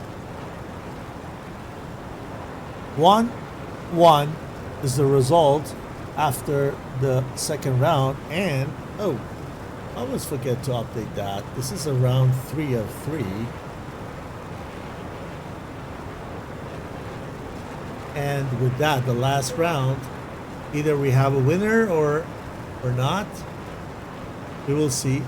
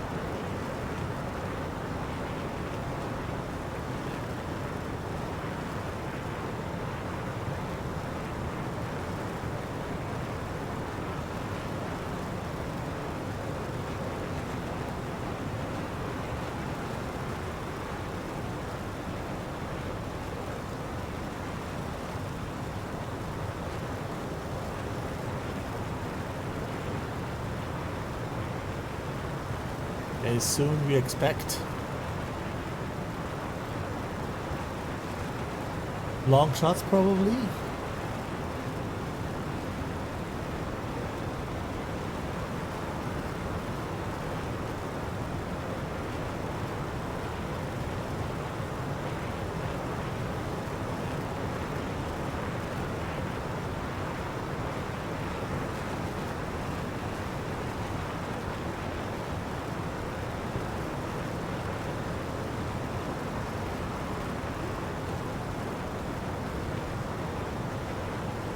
Yeah, thank you, Dozer.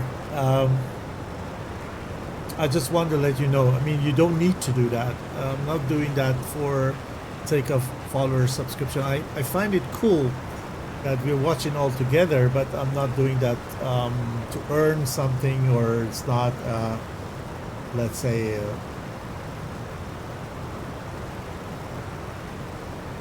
source of earning for me. So just wanted to give you the information that if you want to, you can do that and then get rid of those stupid advertisements.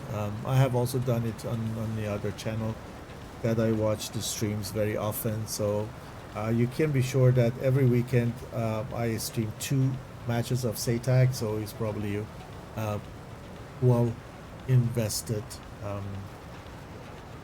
a good investment probably for this season. So who's firing first? Look at that. These guys are quite high, but it's not that high that I expect to fire. On the other hand, Riley is kind of 40,000 something and shoots the first missile. These guys are probably faking a shot, or yeah, it works. You see, Stooge goes for defense.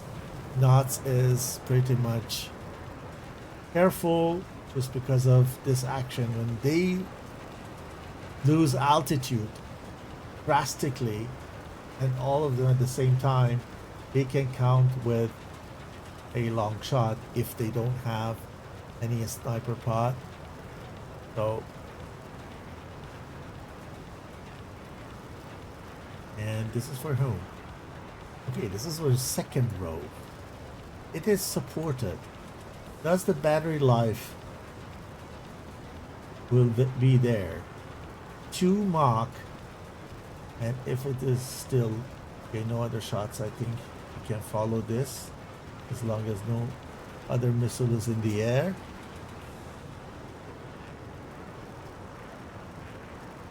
Oh, they got one of these guys off guard. Which one is that? No, it's not tracking anymore. Not tracking. The missile is out of battery life. It was longer than 40 something seconds as far as I know in the air, and the battery life is not that long. And this missile is for who? Yeah, she doesn't know exactly for whom she is meant it to be.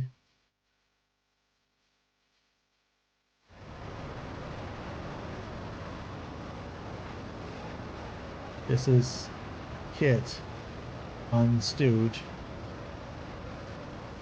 Let's get Stooge here.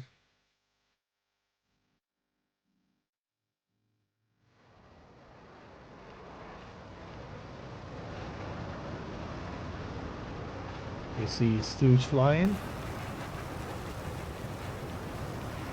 Here.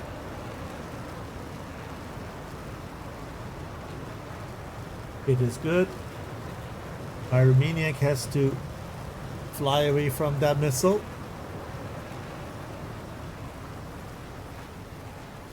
But he's probably good.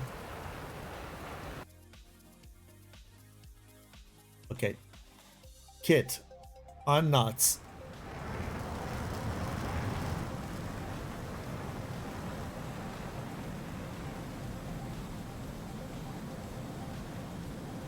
Here. This is knots, and that's Kit in F-18.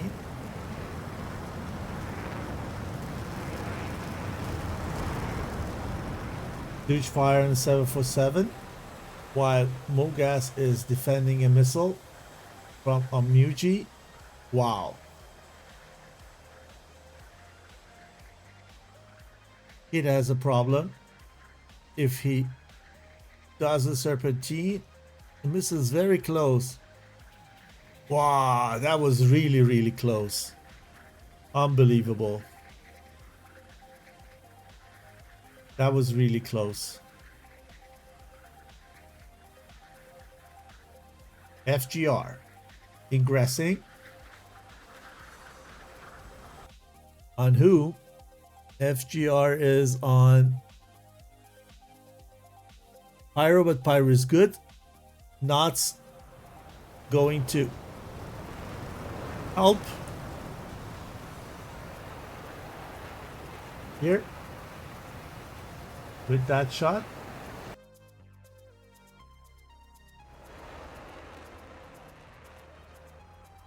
Which is not sitting.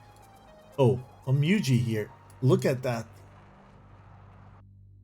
Oh, he was close to the red line. Could do something, but turns away.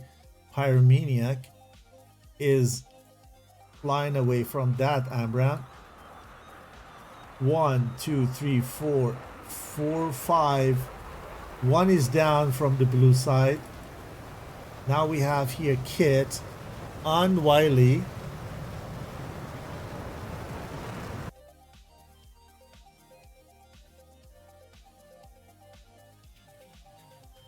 Very good.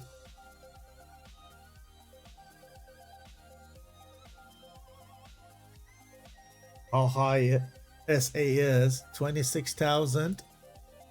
Mogas is coming in from the other side. Full burner. Going for a shot soon, probably. Yep. Here we go.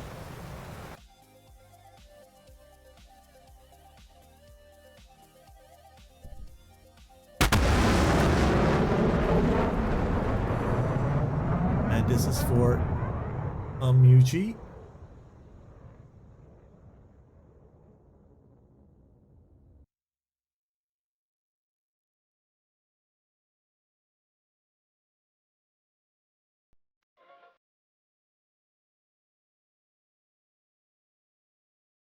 Let's turn it away. Pyromaniac again. On Muji. Is he good? Goes low. Missile is still tracking. Ouchies the missile. Yes, that was really, really close. Well done. Okay. Oh, Mogas. Mogas is in a big danger, I think, here.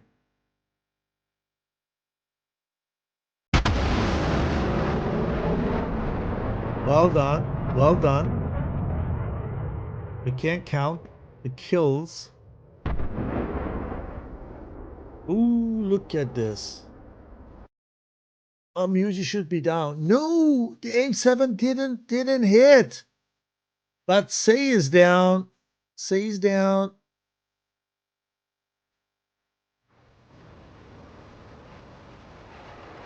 And we have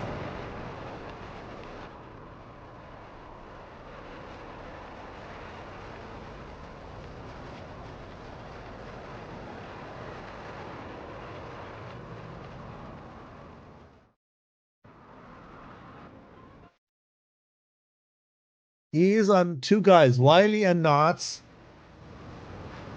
1 versus 2. He has both 6, but he has no missiles. He could actually get 2 kills when he had 2 missiles here, but he hasn't. What a pity. Goes into the dogfight. Knots thinks he still has missiles. 1 casualties over there, we missed, but we stay with the dogfight here. Burn in and turn in.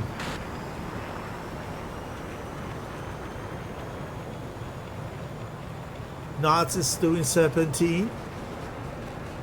Somebody has taken a shot, I think, or Muji is careful because Wiley is going in, trying to get his 6. Here is he on Muji with Wiley on his 6. Ooh, friendly fire. There was a friendly fire from 747 on him, but it didn't sit. Oh my goodness. Look, 2 guys in behind, 1 friendly. Look at that sandwich here. Blue, red, blue, red. And you're watching on Muji.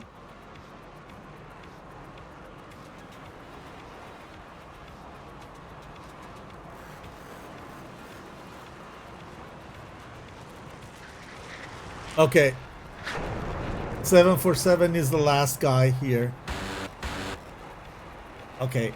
The wing is burning. I think when the wing is burning, I don't know what the rules are, but SATAC. But usually when the wings are burning, you go and leave the server. Yeah, some tournaments is like that when the wings on fire or just broken. But he's still flying, and he's not visible in the map. So map says 1v1, but the reality is 2v1.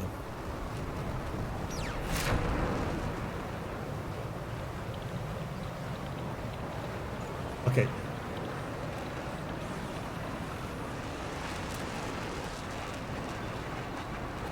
You don't see a Muji on TAC view. You see it only in the DCS.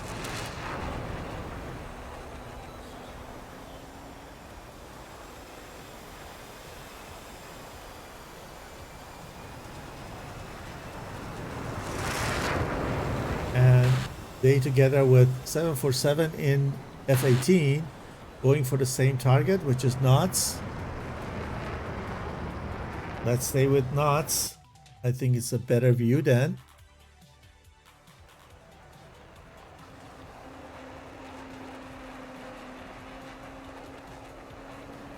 And we can see the full action.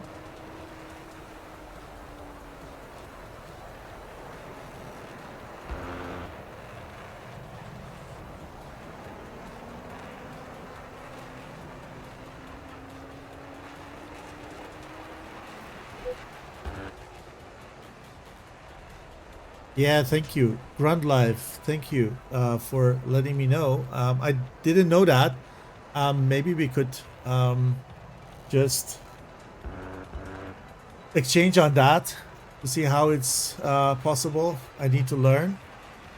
But let's concentrate on the match now. 747 is on Knots. Knots is burning. This time is 104th guy who is burning. Yeah, the dead guy is flying. Actually, the dead guy shouldn't actually fly.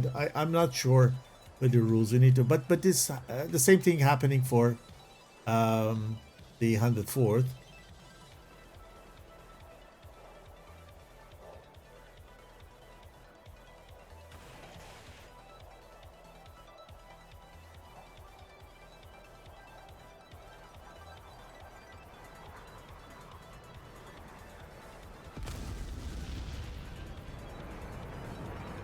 So,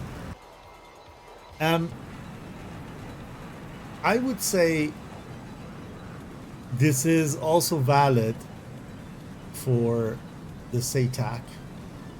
But I'm not sure. I need to just double check on this. I know that when you're on fire or you lose your wings or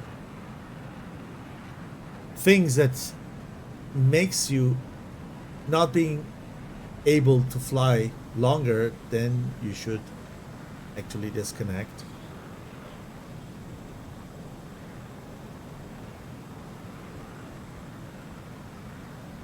We need to text the organizer and find out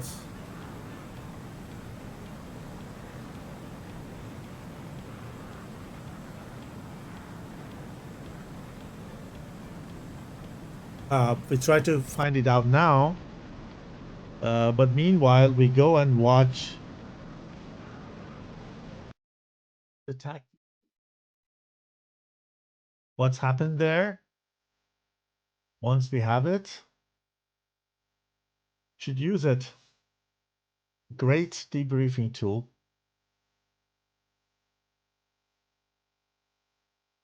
So first shot from Wiley.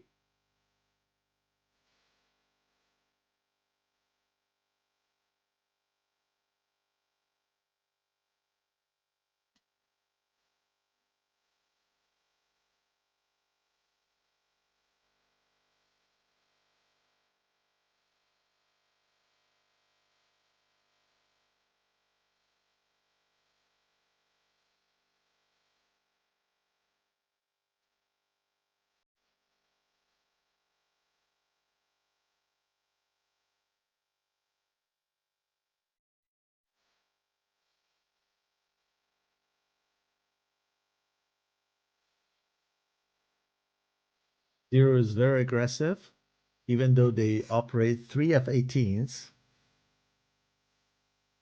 They do have a good SA for sure with that. But look at that. They are high and they're aggressive. They're all in. They're over the, with an exception of FGR2, they're all over the midpoint. Keep firing on Pyromaniac and Knots. They kept these guys busy here and they're all hot, while only 2 guys from 104th are so.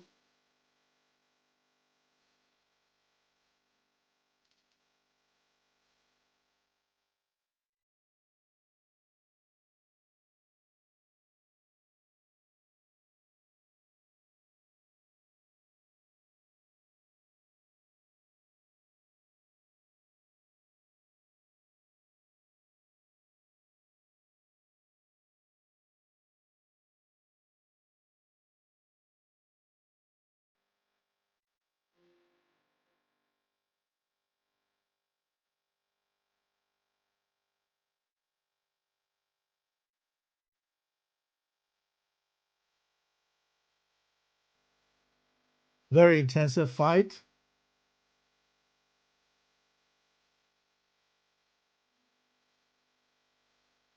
Considering this is the opening of the season. And look at that Pyromaniac with that beautiful shot. I wish it were for SA, but it was not. SA was really high here. Probably couldn't compensate that shot. But probably Pyromaniac is searching low. And this goes for FGR, who is then fixing the missile. Muji on knots. He doesn't see him and decide to turn back because he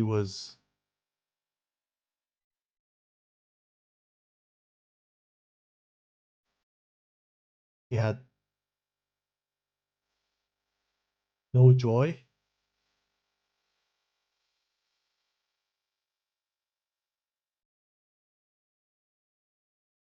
Hit on Wiley.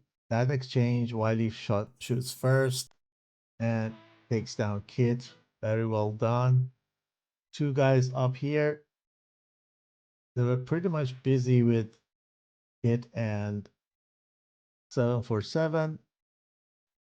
And then come back where blue is pretty much compact here. Lost Kit here as we saw.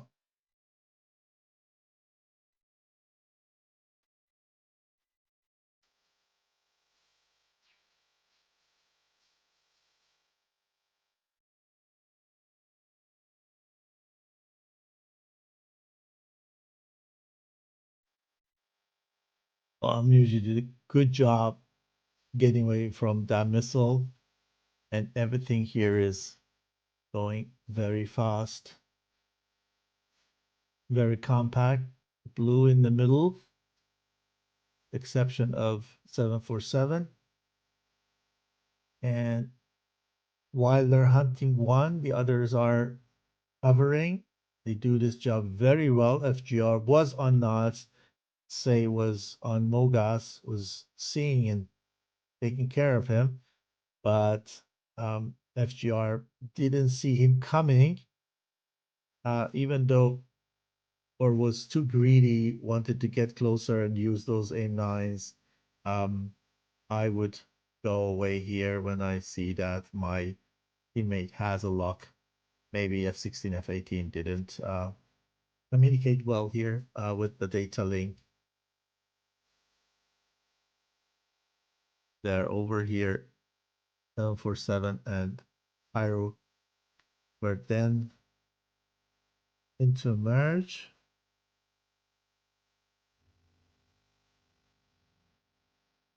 Get a view that you see it.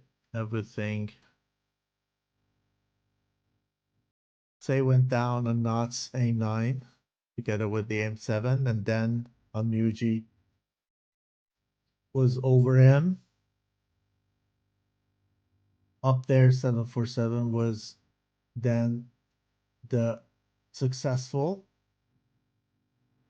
aim-9. Probably Pyromaniac had no missiles anymore and wanted to go into the dogfight.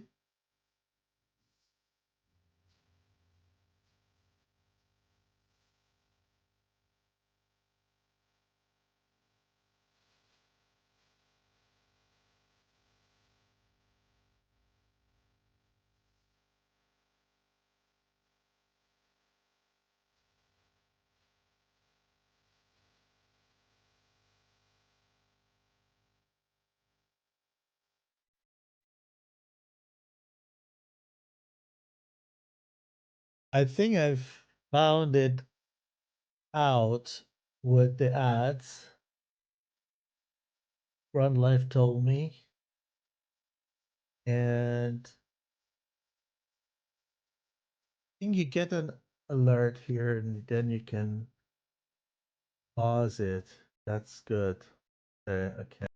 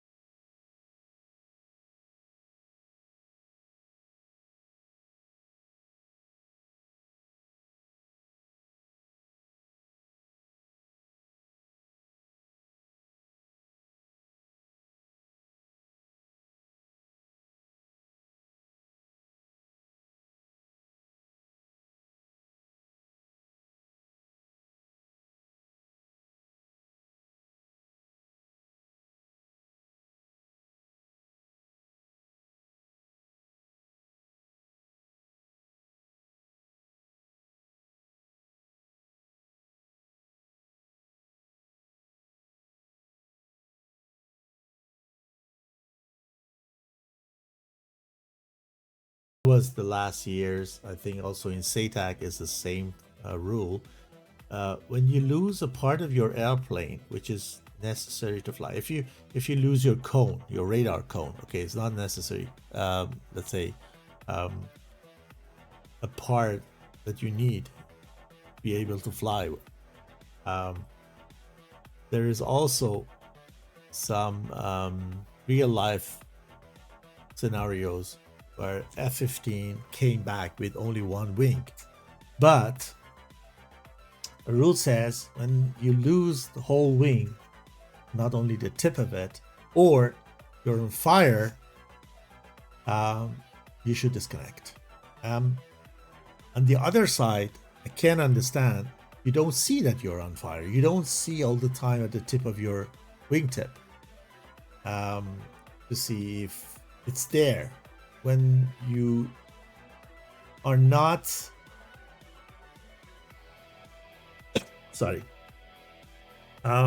feeling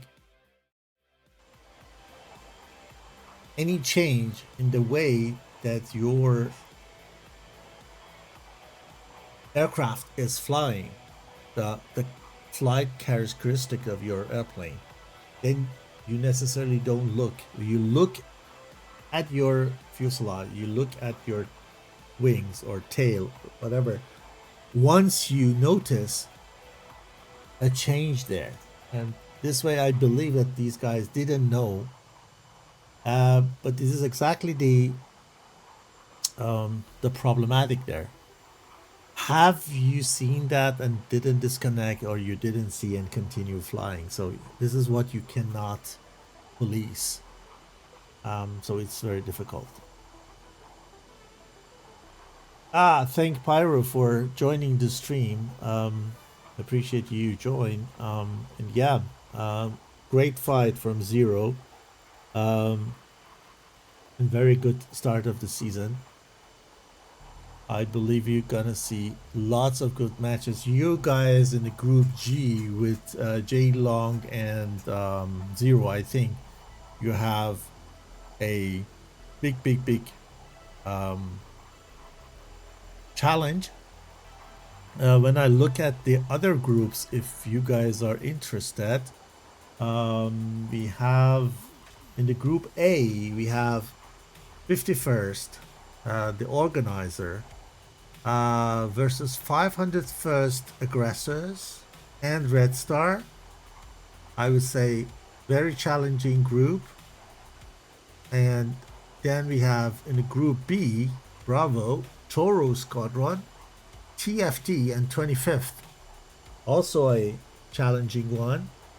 Then group Charlie, 9G, BFG, and 82nd. I am pretty much sure that we are going to see very close fights in the group Charlie. Group Delta, ETF, Storks, and HDA. There is no easy group.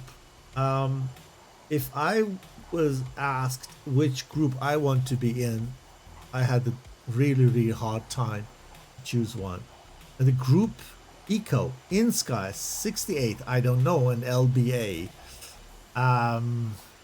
You see, Zero, totally unknown, comes in, beats 104. So, no one is easy. Harpia, InSky number 2. InSky has 2 teams in the tournament. InSky 2, PAS, Polish Air, I don't know what S is, a squadron, I think.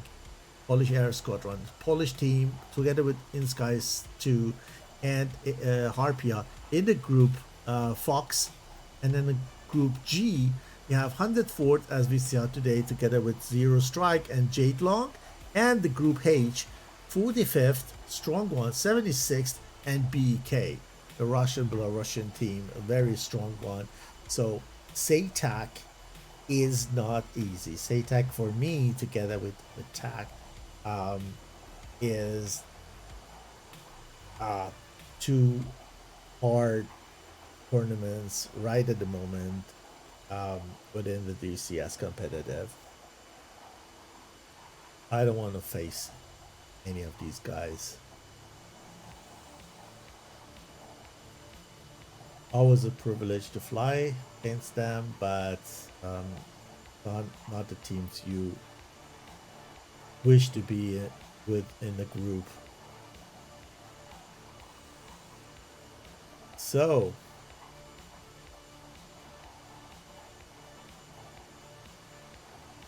Nuts, thanks, buddy, for the follow. I hope you enjoyed the flight.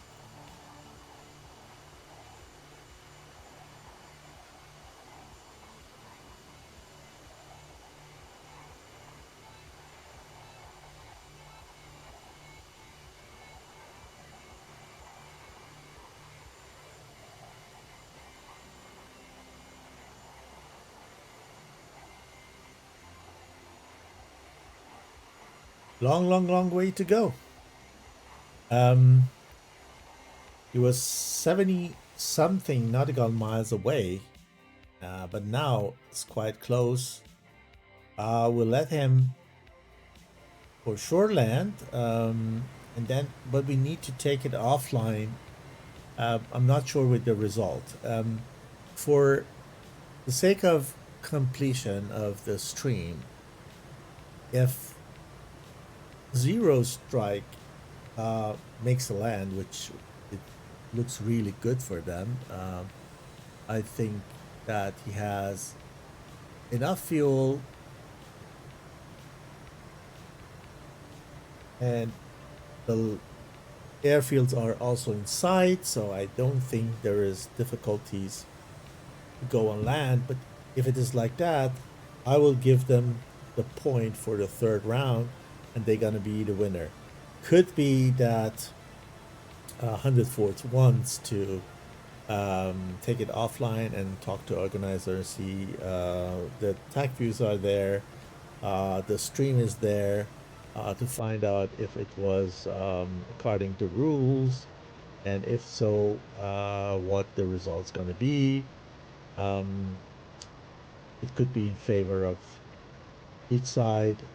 We don't know, but for now, in that case, it looks like this is a win for the Zero Strike squadron.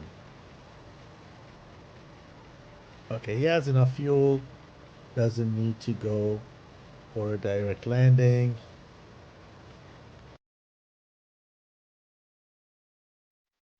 He goes a big turn for Tbilisi Locini. Very big turn. Not that he thinks he needs to land at Vaziani, because he's going that way. I hope he is landing at the right airfield.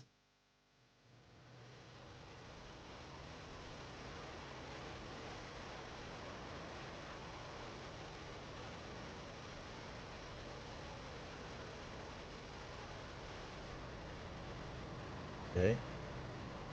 I hope.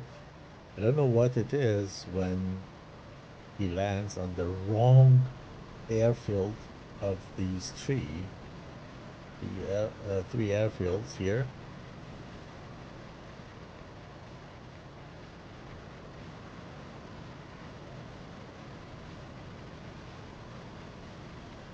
Notice that the logos are also not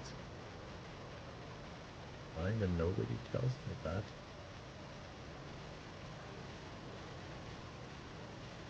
We should do that for next time, at least. So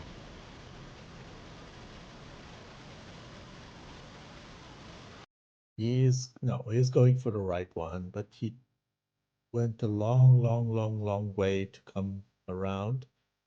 Maybe he thought he needs to go to Vaziani. Maybe it was intended. I don't know.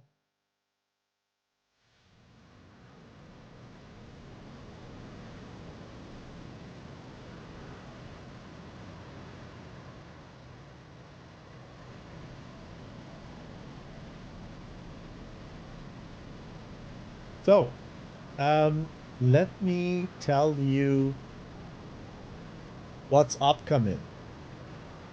We have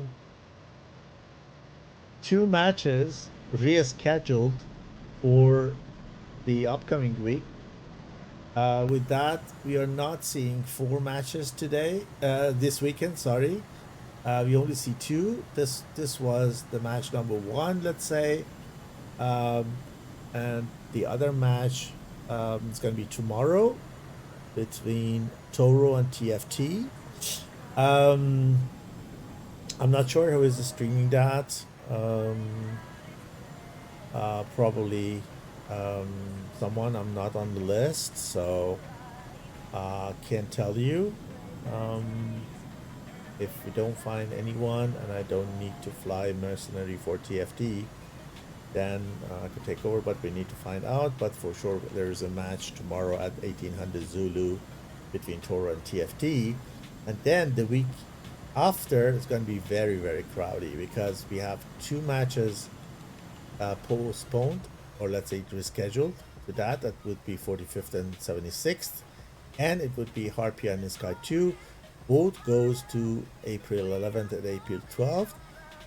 While on April 11th, we have 2 other matches. So in the Sky and LBA and ETF and Store. So 3 matches on 11th of April.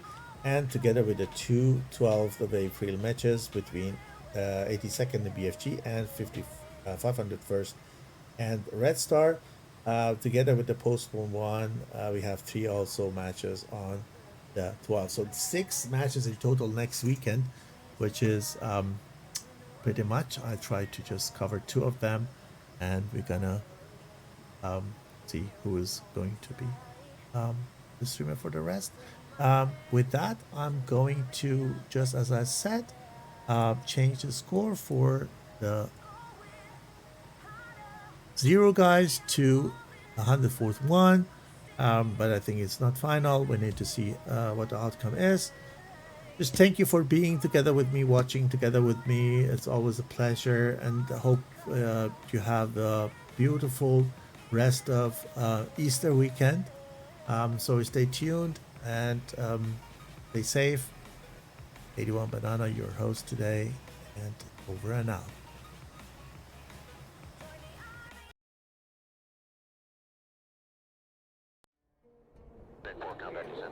Top Gun 556, fly heading 040, maintain 16,000, report field in sight.